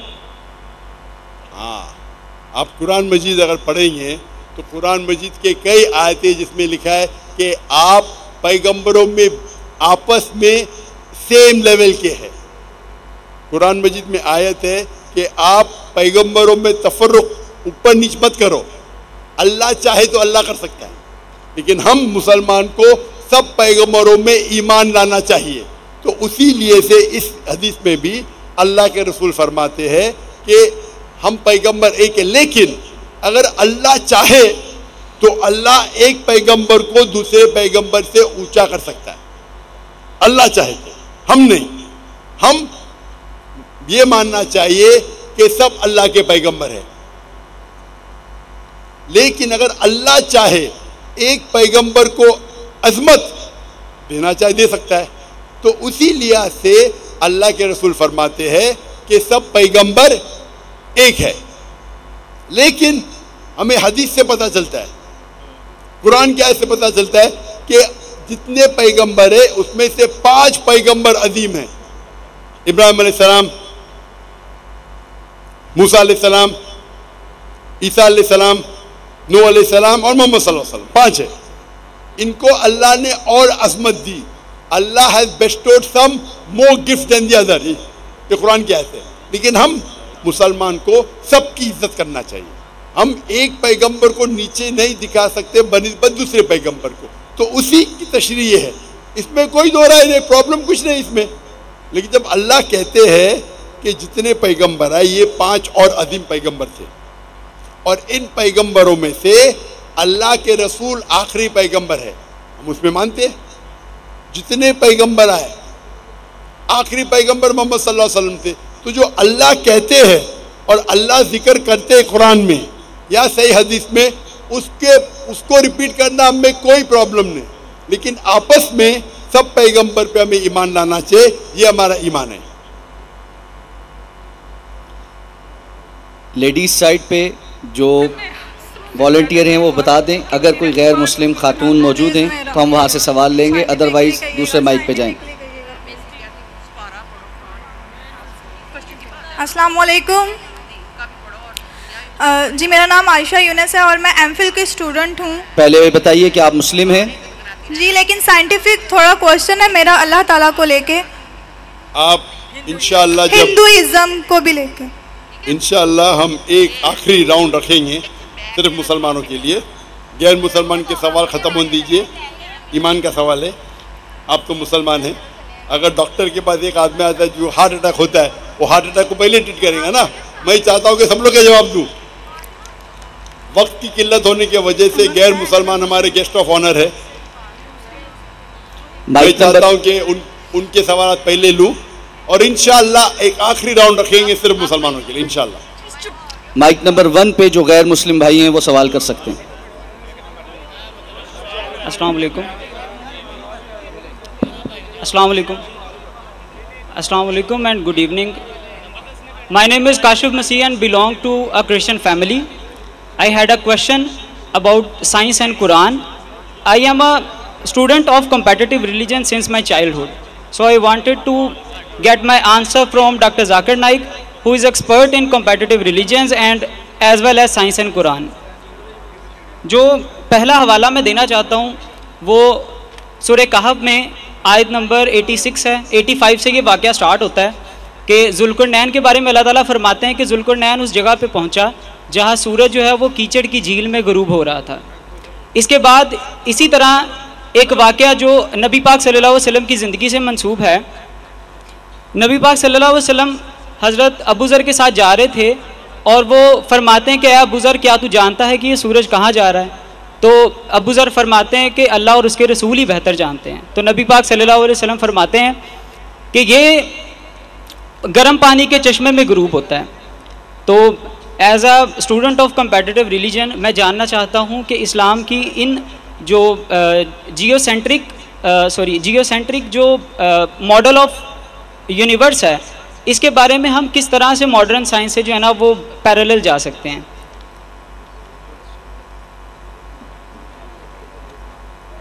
वैसे आपने हवाला दिया सूरह कहफ का, सूरा number 18 जी जी, आयत number 55 and 86, 86 and 85 and 86, 85 and 86। Yes sir.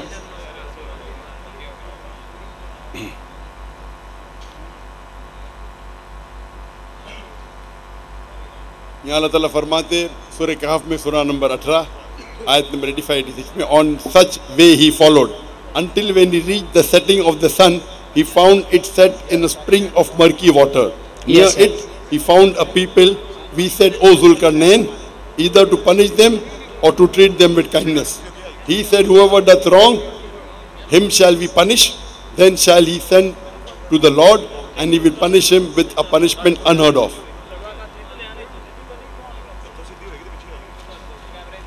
इस आयत में, सूरह कहफ की आयत में, आयत नंबर 85 और 86 में अल्लाह ताला फरमाते ये जिक्र हो रहा है जुल्करनैन का, और अभी तक के तहकीक हो रही है जुल्करनैन कौन है। कई मुफस्सिर ने इसके बारे में कहा ये अलेक्जेंडर हो सकता है, नहीं हो सकता है, वो एक तहकीक है, सही या गलत वो बाद में डिस्कस करेंगे। कुरान की आयत कहती है कि जुल्करनैन ने जब देखा कि वो सूरज एक मर्की वाटर में, मतलब एक मडी वाटर के अंदर सेट हो रहा है मतलब ढल रहा है, और फिर उनसे कहा गया है कि आप ये लोगों को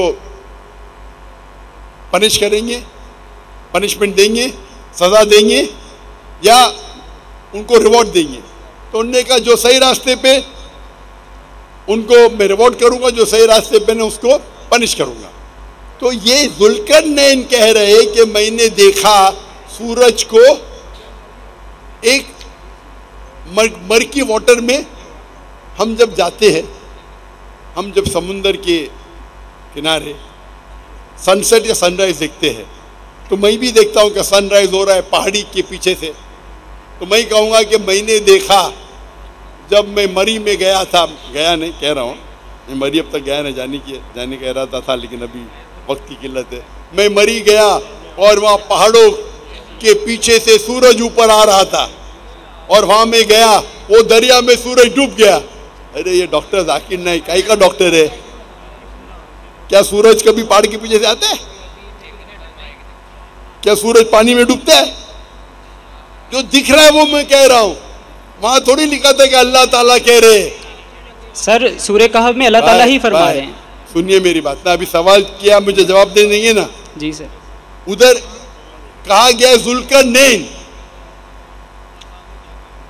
सर आप बराबर से पढ़ रहे अल्लाह ताला बयान कर रहे हैं, अल्लाह ताला बयान कर रहे कि जुल्करनैन until he reached, इधर लिखा हुआ है कि until when he reached the setting of the sun he found it, he मतलब जुल्करनैन, अब पढ़ रहे ने, he found it set, Zulqarnain ने देखा कि पानी के नीचे वो सूरज सेट हो रहा है। कौन? सर बयान अल्लाह ताला कर रहे हैं, जुल्करनैन ही बयान कर रहे हैं। तो बराबर अल्लाह ताला, अगर अल्लाह ताला बयान करेंगे, जुल्करनैन जो समझा वो बयान करेंगे ना। सर अल्लाह ताला हमारी हिदायत के लिए बयान कर रहे हैं, जुल्करनैन की हिदायत के लिए नहीं। तो अल्लाह ताला हमें वो बताएगी जो हम समझते हैं। आप जरा बीच में दखल अंदाजी नहीं करेंगे। अल्लाह ताला बयान कर रहा है कि इब्लीस ने गलत कहा, तो अल्लाह ताला थोड़ी गलत कर रहा है। सर इसका मतलब भाई साहब आपको पहले ये बतलाया गया था कि आप आर्ग्यू नहीं कर सकते, डिबेट नहीं हो रही, डॉक्टर साहब सवाल का जवाब दे रहे हैं, आप इंटरप्ट नहीं कर सकते। आप लोग माइक बंद कर दीजिए। आप लोगों को कोई प्रॉब्लम है? आप समझते ना डिबेटिंग सेशन नहीं है ये? आप गलती पे गलती कर रहे, मैं गलती पे गलती करते जाएंगे, आप 10-10 चीज बोलते जाएंगे, पूरे फजर हो जाएंगे, फिर भी सवाल खत्म नहीं होगा। या आप लोग की आदत है लोग को मजमा देखना, माइक पकड़ो और लोग को बेवकूफ बनाओ। यू आर ट्रेंड, आप लोग ट्रेंड, आप आम क्रिश्चियन नहीं है, आप क्रिश्चियन मिशनरी है। अपने आप को बोलते तकाबुल अध्ययन करने का तो डिबेट करो ना, या डिबेटिंग है मुसलमान। मुझे बहुत लोगों ने लिखा जो भी ईसाई डिबेट करना चाहता है डिबेट करे। एक इस्लामाबाद में है मुस्लिम डिबेटिंग सेशन, वो पहला आदमी था ना, बोल रहा था डिबेट करो। यहां क्या करते, लोगों को बहकाने की कोशिश करते। कुरान मजीद में अल्लाह ताला जिक्र कर रहे।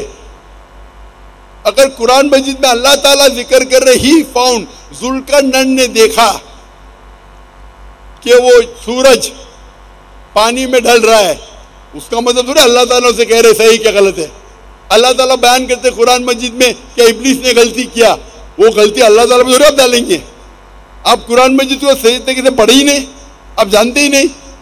जो भी कुछ अल्लाह बयान करते हैं, अल्लाह ताला कितनी चीज बयान कर रहेगा, वो आदमी गलत कर रहा है, उसका मतलब नहीं कि अगर अल्लाह ताला खुद कहते हैं, मिसाल के तौर पे अल्लाह ताला फरमाते सूरह अंबिया में सूरह नंबर 21 आयत नंबर 30, अवलम यरल लज़ीना कफरू अन्न समावाति वल अर्द कानत रत्का फतकनाहुमा, डू नॉट द अनबिलीवर्स सी, क्या वो काफिर नहीं देखते दैट आसमान और धरती एक थे और हमने उन्हें जुदा किया। ये अल्लाह ताला का बयान है। यहाँ साफ अल्फाज में अल्लाह कह रहे कि जुल्करनैन ने देखा। तो जो जुल्करनैन समझते हैं वो सही भी हो सकता है, गलत भी हो सकता है। अल्लाह ताला ये नहीं कह रहे कि जुल्करनैन ने देखा और जुल्करनैन ने सही देखा। तो उसी तरीके से अल्लाह ताला बयान कर रहे कि जुल्करनैन ने देखा। मैं भी अगर देखूंगा कि पहाड़ के पीछे से सूरज आ रहा है, मैं बयान करूंगा, उसका मतलब नहीं मैं ये मानता हूं कि पहाड़ के पीछे से आ रहा है, उसी वक्त दूसरे का से भी आ सकता है। तो ये कहना कि अल्लाह ताला कहते बिल्कुल गलत है, आप लोगों को भड़काना चाहते बिल्कुल गलत है। आप कुरान मजीद बराबर से समझ ही नहीं पाए। इसके अंदर अल्लाह ताला जिक्र कर ले जुल्करनैन ने क्या देखा, और मेरे हिसाब से कोई गलत नहीं है। मैं भी देखता हूँ कि सूरज जा रहा है पानी में, ये नहीं कहता कि पानी के नीचे जा रहा है, बट बयान तो वैसे ही करूँगा ना। मैं अंग्रेजी जबान में कहता हूँ सनराइज, सनराइज। मैं डॉक्टर हूँ, मैं जानता हूँ सन कभी राइज होता ही नहीं, फिर भी मैं कहता हूँ कि सनराइज। मैं कहता हूँ कि सनराइज, सूरज जाग रहा है, मैं जानता हूँ सूरज नहीं जाग रहा है, ये मुहावरा है। सन इज सेटिंग, सन तो ही नीचे जाता है, वो सन तो उधर ही है। कायनात में सन अपने इर्द गिर्द ले रहा है, पूरे सोलर सिस्टम में ना सेट हो रहा है ना राइज हो रहा है। मैं भी इंग्लिश में कहता हूं ये मुहावरा है। उसी तरीके से मैं कहूंगा आई मेमोराइज बाय हार्ट, मैंने दिल से याद किया। अरे याददाश्त दिल में नहीं, याददाश्त दिमाग में, बराबर ना। फिर भी हम कहते हैं कि I have learned it by heart, कहते क्या नहीं। मेमोरी दिल में रही है कि दिमाग में रहती है। मैं कहूंगा मेरी बीवी से I love you from the bottom of the heart, love centre दिल में नहीं, लव सेंटर दिमाग में। ये इस तरीके से जबान है, ये मुहावरा है। I am memorise by heart, कोई दिल से याद कर नहीं सकता, याद करता है दिमाग से। तो जिस तरीके से जबान है उस तरीके से मुहावरा बनता है। तो यहाँ अल्लाह ताला जिक्र करते हैं कि जुल्करनैन ने देखा कि सूरज ढल रहा था मर्की वाटर में। माइक नंबर 2 पे जो गैर मुस्लिम भाई हैं उन्होंने सवाल अगर पूछना है तो पूछ सकते हैं।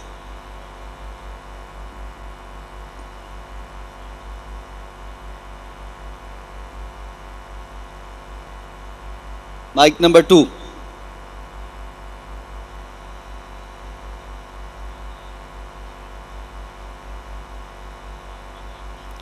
ऑडियो वाले भाई से गुजारिश है माइक नंबर 2 ऑन कर दें।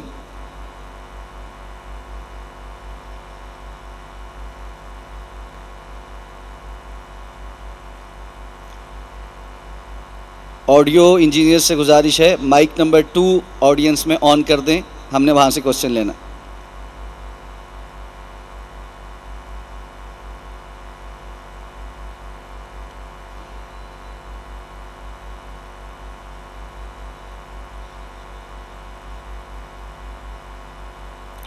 इस दौरान जब तक माइक ऑन होता है मेरे पंडाल में अपने सामने मौजूद हाज़रीन से गुजारिश करूंगा कि अपनी जगहों पर तशरीफ़ फरमा हो जाएं। जो साथी खड़े हैं सब बैठ जाएं। मैं आप सब से मुखातिब हूं, जो जहां खड़ा है बैठ जाए। जज़ाकुमुल्लाहु खैर। जो जहां खड़ा है बैठ जाए। जो मेरी आवाज़ सुन रहा है और वो खड़ा है उनसे गुजारिश है वो बैठ जाए। जितने हमारे बुजुर्ग हैं भाई हैं सब जो खड़े हैं बैठ जाएं। जज़ाकल्लाह। माइक नंबर 2 ऑन कीजिए जी।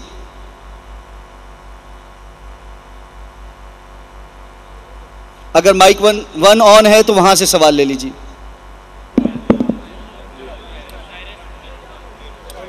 हेलो जी, खुदा के बेटे यीशु मसीह में आप सबकी सलामती हो। मेरा डॉक्टर साहब से ये सवाल है जी। मेरा नाम एहसान मसीह है और मैं फैसलाबाद से हूँ। मेरा सवाल ये है कि आप जिस तर्ज पे ये सवाल पूछते हैं मसीहियों से कि यीशु मसीह ने अंजील में वाशगाफ अल्फाज में ये दावा किया हो कि मैं खुदा हूँ, मेरी इबादत करो, तो मैं आपसे इसी तर्ज पे सवाल पूछता हूँ कि आप हमें रेड लेटर्स में ये दिखा सकते हैं कि जहाँ पर मसीह ने अंजील में ये कहा हो कि मैं खुदा नहीं हूँ, मेरी इबादत ना करो। क्योंकि जब हम अंजील को देखते हैं तो यहूदियों ने जो उन पर इल्ज़ाम लगाया था वो कुफरी इल्ज़ाम था कि ये अपने आप को खुदा के बराबर बल्कि खुदा का बेटा कहता है। जी भाई साहब ने ये कहा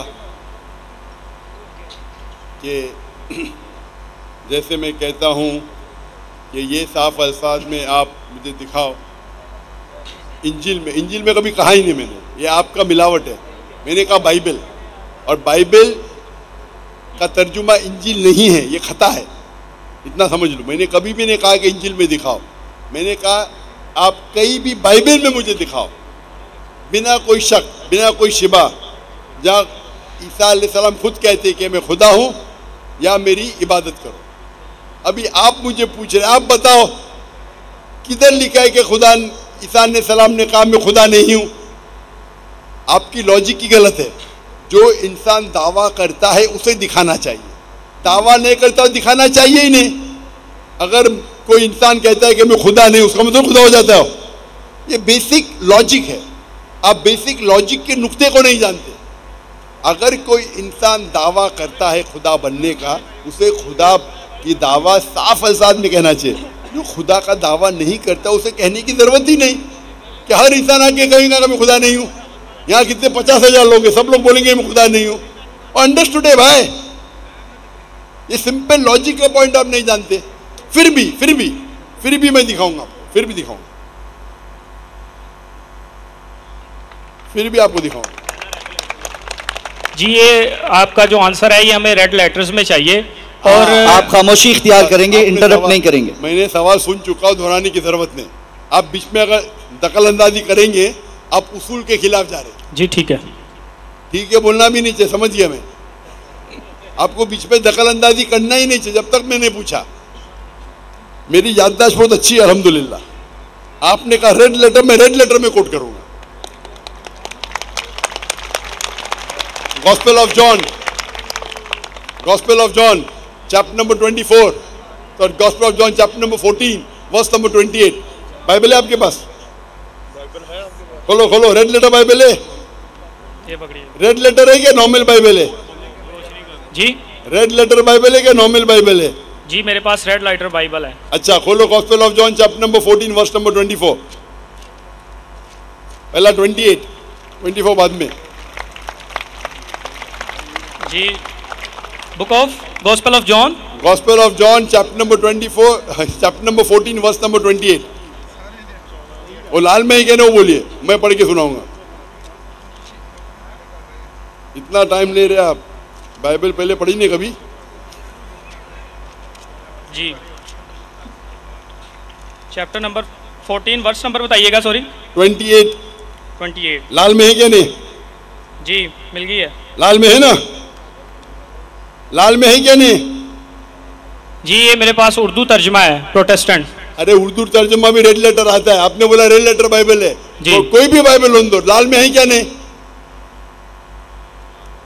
आपके पास रेड लेटर बाइबल नहीं है, पता है? अब झूठ बोले, है क्या नहीं है? नहीं है तो बोलो नहीं है ना, बाद में चेक कर लेना। रेड लेटर्स में हमें यानी कि उनका दावा बस बता दें जो वाशगाफ अल्फाज में लिखा हो। अरे ये आपके पास रेड लेटर बाइबल है, अगर आप खोलेंगे तो ये रेड में रहेगा। रेड में है क्या नहीं? आपके पास रेड लेटर बाइबल इस्तेमाल किए कभी पहले अपनी जिंदगी में? क्या नहीं किए? अच्छा, मैं लोग को समझाता हूँ। रेड लेटर बाइबल वो बाइबल होती है जो क्रिश्चियन स्कॉलर्स तहकीक करते हैं। ये पूरी बाइबल ईसा अलैहिस्सलाम की तरफ से है ही नहीं। कुछ अल्फाज बहुत कम, पूरे बाइबल में 1% भी नहीं है। 1% भी बाइबल में रेड लेटर नहीं है। आप समझ रहे? तो स्कॉलर्स ने रिसर्च किया है, अक्सर ये गॉस्पेल में है, Matthew, mark, Luke and John, ये पहले 4 किताबें जो न्यू टेस्टामेंट के है, उसमें कई जो है वर्सेस रेड में है, सब ने कई, नहीं तो अक्सर बाइबल में ब्लैक है।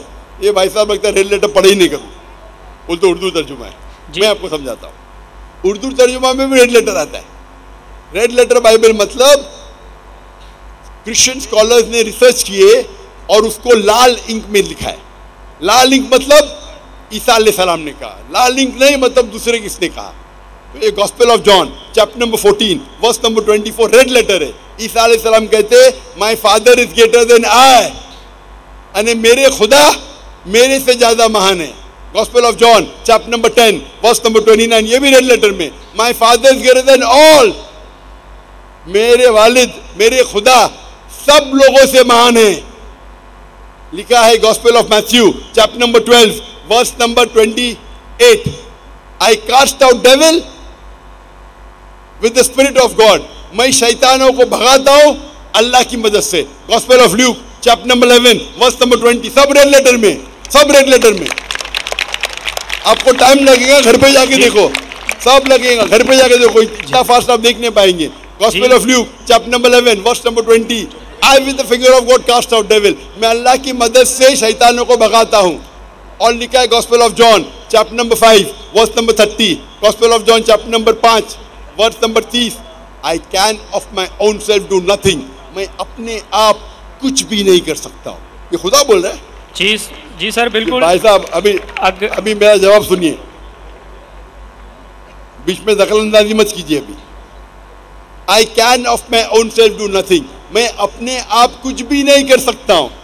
जैसा एज आई हियर आई जज, जैसा मैं सुनता हूं उसी तरीके से फैसला करता हूं।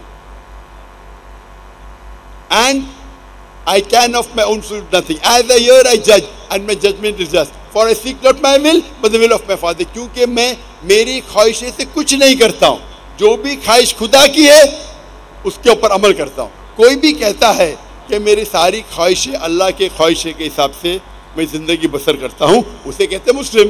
तो ईसा अलैहिस्सलाम बाइबल में कह रहे कि मैं मुस्लिम हूं, और आप पर मेरा लेक्चर सुनेंगे वहां कई रेड लेटर ही, अक्सर रेड लेटर ही है कई जगह पे, कई जगह पे। तो ईसा अलैहिस्सलाम साफ अल्फाज में कह रहे मेरे खुदा मेरे से महान है, मेरे खुदा सबसे महान है, मैं शैतानों को निकालता हूं अल्लाह की मदद से, खुदा की मदद से, मैं अपने आप कुछ भी नहीं कर सकता हूं। और कई ऐसे, आप मेरी कैसेट देखिए, सिमिलैरिटी बिटवीन इस्लाम क्रिश्चियनिटी, आपको कई रेड लेटर कोटेशन मिलेंगे मुझे ईसा अलैहिस्सलाम कहते हैं मैं खुदा नहीं हूँ। जी सर, एक ये आपका सवाल मुकम्मल हो चुका है, आपका सवाल मुकम्मल हो चुका है, माइक बंद कर दीजिए। डॉक्टर साहब मुझे आपकी तरफ से रहनुमाई चाहिए, आपकी टीम कह रही है कि लास्ट सवाल में ले लूँ। ये इंशाल्लाह ये आखिरी राउंड रहेगा, ये आखिरी राउंड में हम इंशाल्लाह मुसलमान को इजाज़त देंगे। जी ठीक, नहीं तो उनको हार्ट अटैक हो जाएगा तो मैं जिम्मेदार हूँगा। खवातीन की तरफ से हम एक सवाल जो आखिरी राउंड का, आखिरी राउंड है जी, 1 घंटे में 5 मिनट बाकी है, लेकिन हम इंशाल्लाह, मैंने बोला कम से कम 1 घंटा, ज़्यादा से ज़्यादा नहीं कहा, तो शायद ये आखिरी 3 सवाल हम लेंगे। पहला सवाल बहन के शोबे से, फिर भाई के शोबे से, आखिरी राउंड 1-1 सवाल मुसलमान पूछ सकते हैं। जज़ाकल्लाह। जी खवातीन की जानिब से सवाल ले लें। अस्सलाम वालेकुम, मेरा सवाल हिंदुइज़्म, मुस्लिम और साइंटिफिक नॉलेज के हवाले से एक सवाल है। अपना तारुफ पहले करवाइए, आपका मेरा नाम आयशा यूनस है और मैं एमफिल की स्टूडेंट हूँ। मैं मुस्लिम हूँ।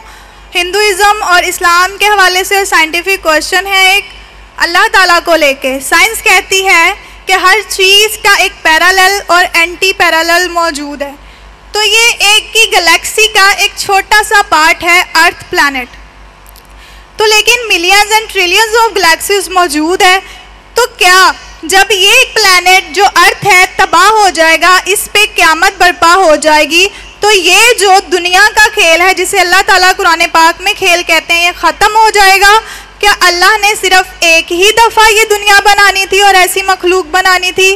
तो मुझे ऐसा लगता है कि डिफरेंट गैलेक्सीज के अंदर डिफरेंट इसी ही तरह के अर्थ प्लैनेट्स मौजूद हैं जिसमें हमारी ही तरह की मखलूक पाई जाती है, और जिसके हवाले से अल्लाह ताला ने अपने आप को रब्बे आलमीन और हज़रत मोहम्मद सल्लल्लाहु अलैहि वसल्लम को रहमतुल लिल आलमीन कहा है। तो मेरा अकीदा अचानक से उस तरफ जाने लगता है कि जैसे हिंदुइज़्म में जो जन्म की बात की जाती है वो सच है, क्योंकि शायद इसी अर्थ के पैरेलल या एंटी पैरेलल दूसरी गैलेक्सीज के अंदर भी ये सिलसिला चलता रहेगा। एक दुनिया ख़त्म होगी तो दूसरी दुनिया भी कहीं ना कहीं इस वक्त भी चल रही है और दोबारा भी चलेगी।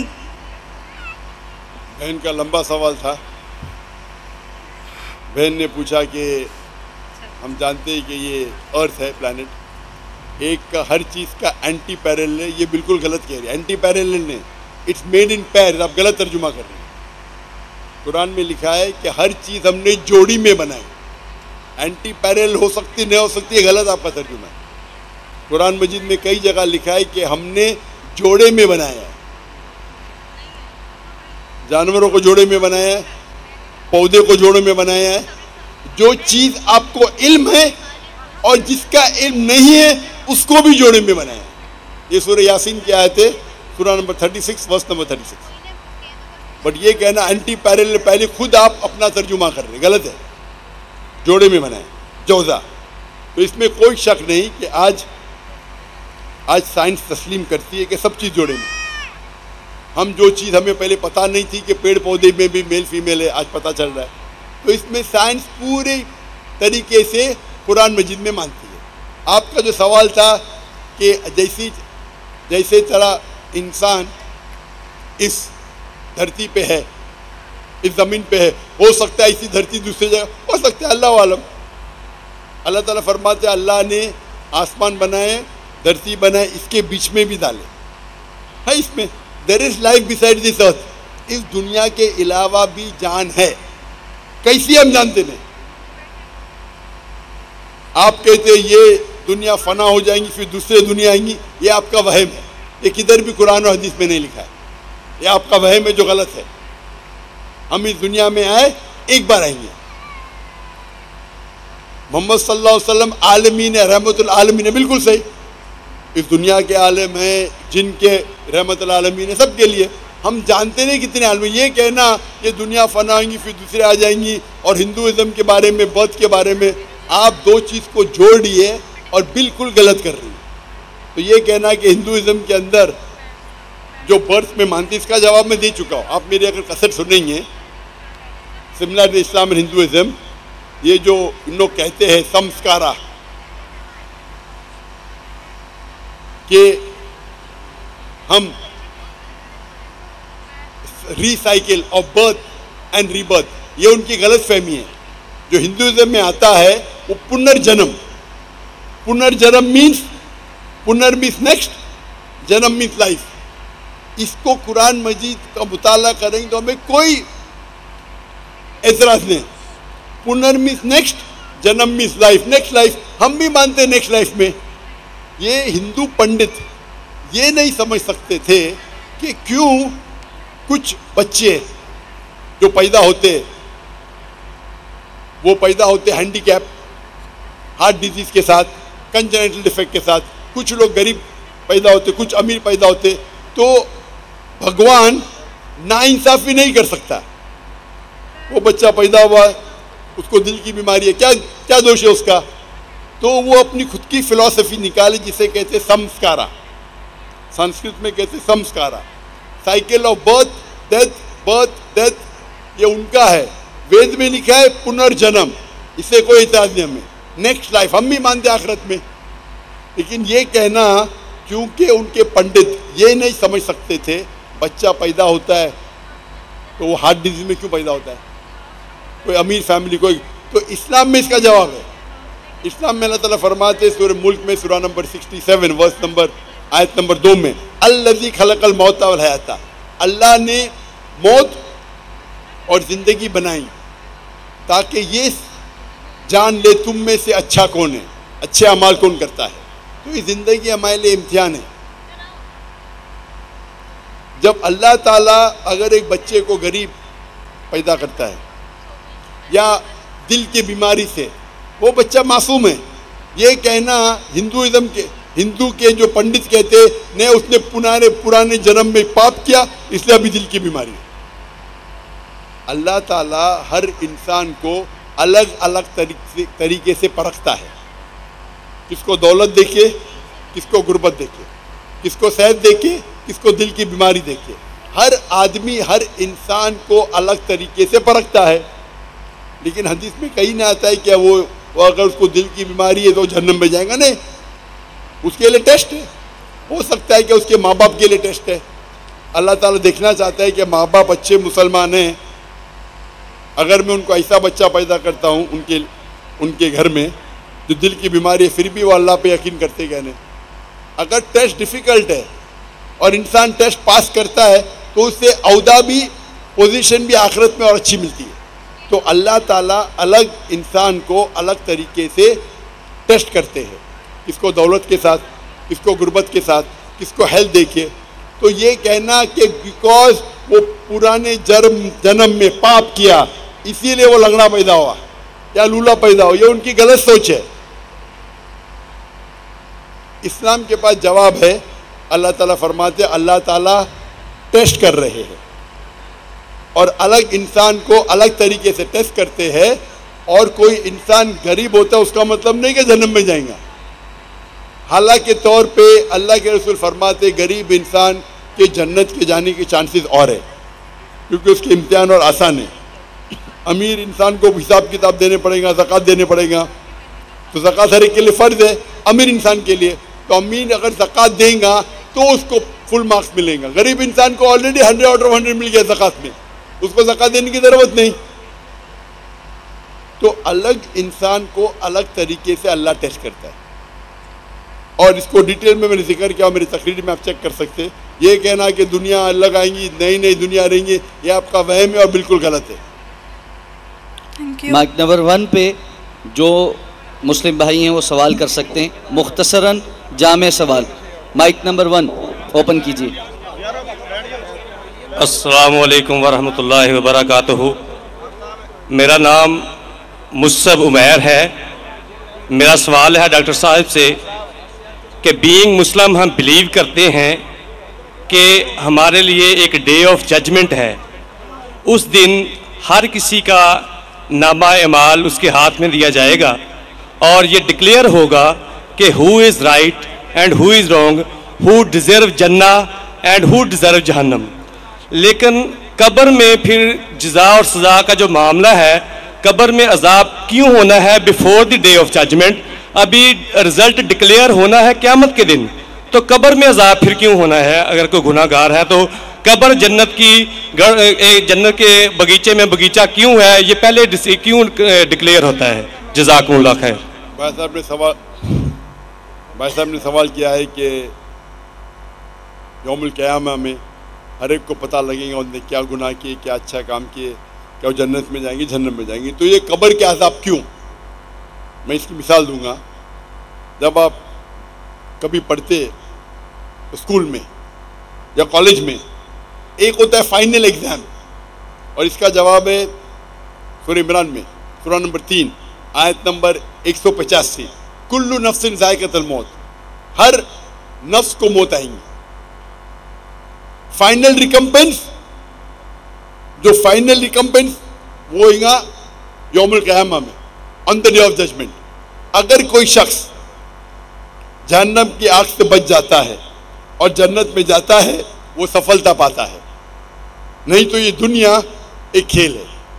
तो आयत में साफ जिक्र है कुल्लु नफ्सिन ज़ाइक़तुल मौत, हर नफ्स को मौत, हर नफ्स मौत को चखेंगी और फाइनल हिसाब किताब होगा यौमुल क़यामा पे। और जो इंसान जहन्नम की आग से बचेगा और जन्नत में जाएगा वो सफलता पाएगा, नहीं तो ये दुनिया एक खेल है। मतलब टोटल फाइनल हिसाब किताब आखिरत में। जिस तरीके से हम जब कॉलेज जाते हैं, स्कूल जाते हैं, हम पढ़ते हैं, एक होता है फाइनल एग्जाम, एक होता है टर्मिनल एग्जाम। बराबर टर्मिनल एग्जाम होता है कि नहीं?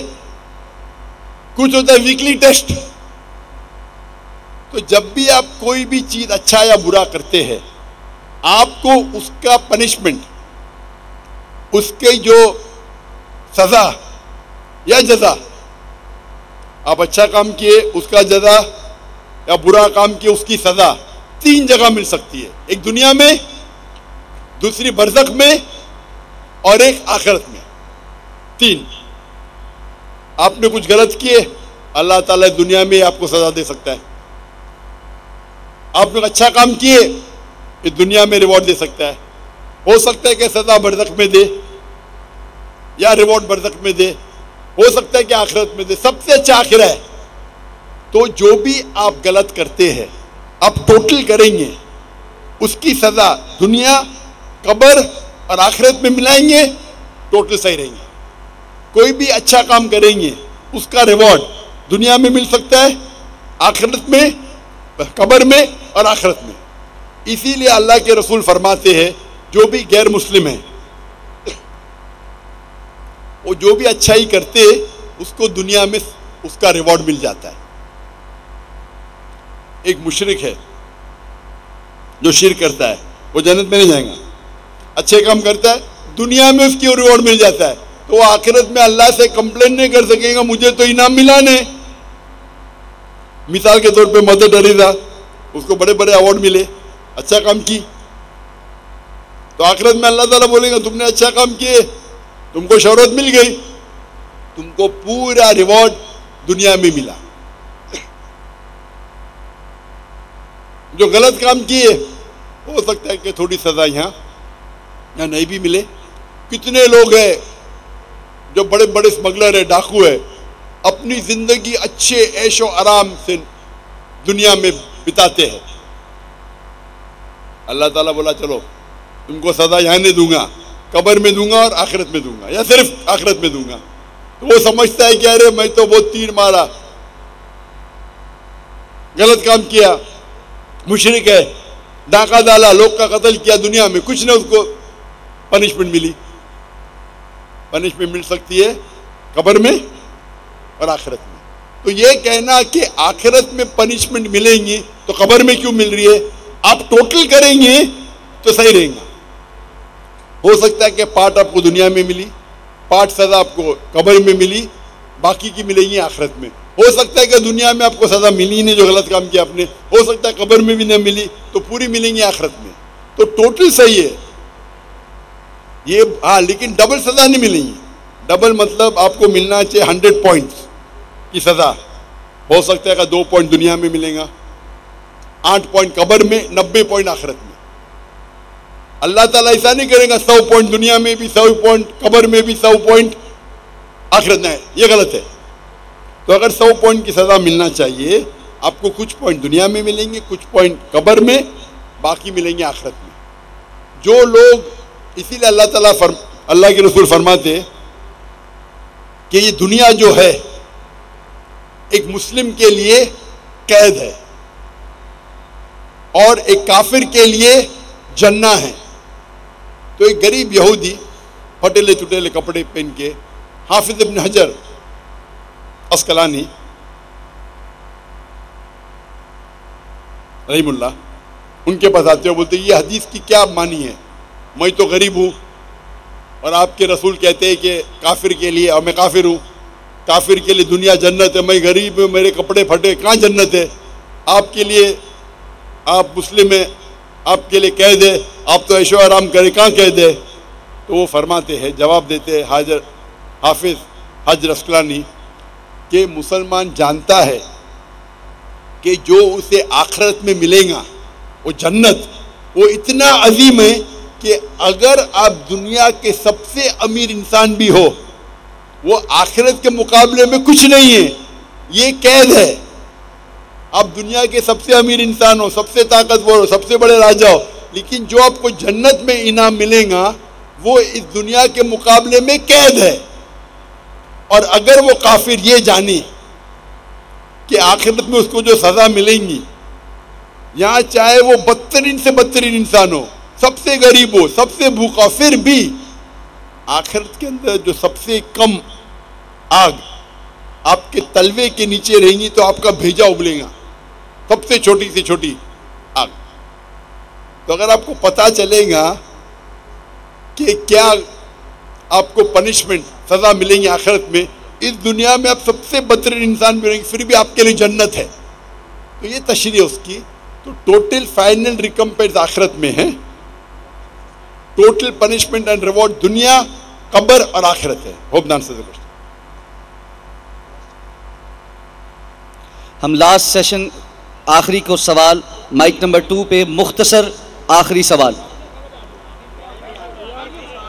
हेलो हेलो, मसीह खुदाउन में आप सबको सलाम जी। मेरा नाम साइमन नासर है। ये आखिरी सेशन सिर्फ मुस्लिम्स के लिए। माइक नंबर 2 पे जो भी मुस्लिम है वो सवाल पूछ सकते हैं। ये आखिरी सवाल सिर्फ मुस्लिम्स के लिए है। माइक नंबर 2 के पास जो मुस्लिम हैं वो सवाल कर सकते हैं। सर आपने सवाल किया था कि ये राउंड जो है वो मसीहियों के लिए है। ये राउंड ये डॉक्टर जाकिर नाइक साहब ने कहा, डॉक्टर साहब ने कहा था लास्ट राउंड सिर्फ मुसलमानों के लिए। लास्ट राउंड शुरू हो चुका है, उसका आखिरी सवाल है ये। सिर्फ मुस्लिम्स के लिए सवाल है। प्लीज मुस्लिम भाई आगे आके सवाल कर लें।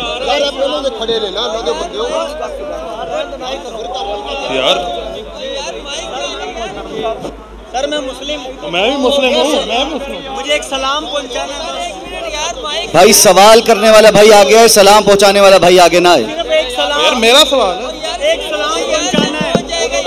जी अस्सलाम वालेकुम, मेरा नाम हैदर गुलफाम है और मैं दीन हक का तालिब इल्म हूँ। मेरा डॉक्टर साहब से मुख्तसर सवाल यही है कि आज के दौर में बेहतरीन जिहाद कौन सा है? एक सलाम पहुँचाना है। माइक बंद कर दीजिए जी, माइक बंद कर दीजिए। जैसे मैंने कहा था कि आखिरी राउंड सिर्फ मुसलमानों के होंगे और जो सवाल पूछना चाहते थे उसने पूछ चुका था। साइमन पहले सवाल पूछ चुका है तो उसको मौका दिया गया है और अक्सर सवाल गैर मुस्लिम ने पूछे, तो ये आखिरी राउंड है और ये आखिरी सवाल है। भाई साहब ने पूछा कि आज की तारीख में सबसे बेहतरीन जिहाद क्या है।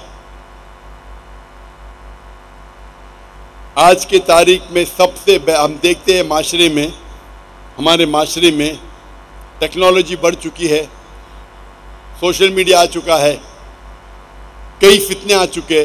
सबसे बेहतरीन जिहाद है जिहाद अपने नफ्स के साथ, अपनी नफ्स के साथ जिहाद करना एक अजीम जिहाद है। हम देखते हैं कि टेक्नोलॉजी बढ़ रही है, साइंस बढ़ रही है, कितने चीज़ें हमको सोशल मीडिया पे आ रही है और कई बार मुसलमान भटकते हैं और कुरान और हदीस पे अमल नहीं करते। हमारा जिहाद होना चाहिए कि हम कुरान और मजीद के नज़दीक आए, कुरान और मजीद के तालीमात पे अमल करें। तो मेरे नज़दीक आज की तारीख में सबसे बेहतरीन जिहाद ये है कि कुरान और मजीद के तालीमात पे अमल करें। कुरान को तर्जुमे से पढ़िए, हदीस को पढ़िए और इस पे अमल करिए। इंशाअल्लाह मुसलमान फिर से दुनिया के चोटी पे पहुँचेगा। आज की हालत में मुसलमान को लोग नीचे देखते हैं, फुटबॉल की तरह लात मारते हैं, क्योंकि हम कुरान और हदीस से दूर हैं। हम अगर जिद्दोजहद करेंगे कुरान और हदीस के रोशनी में, कुरान और हदीस के तालीमात पे अमल करेंगे, ये सबसे बड़ा जिहाद है।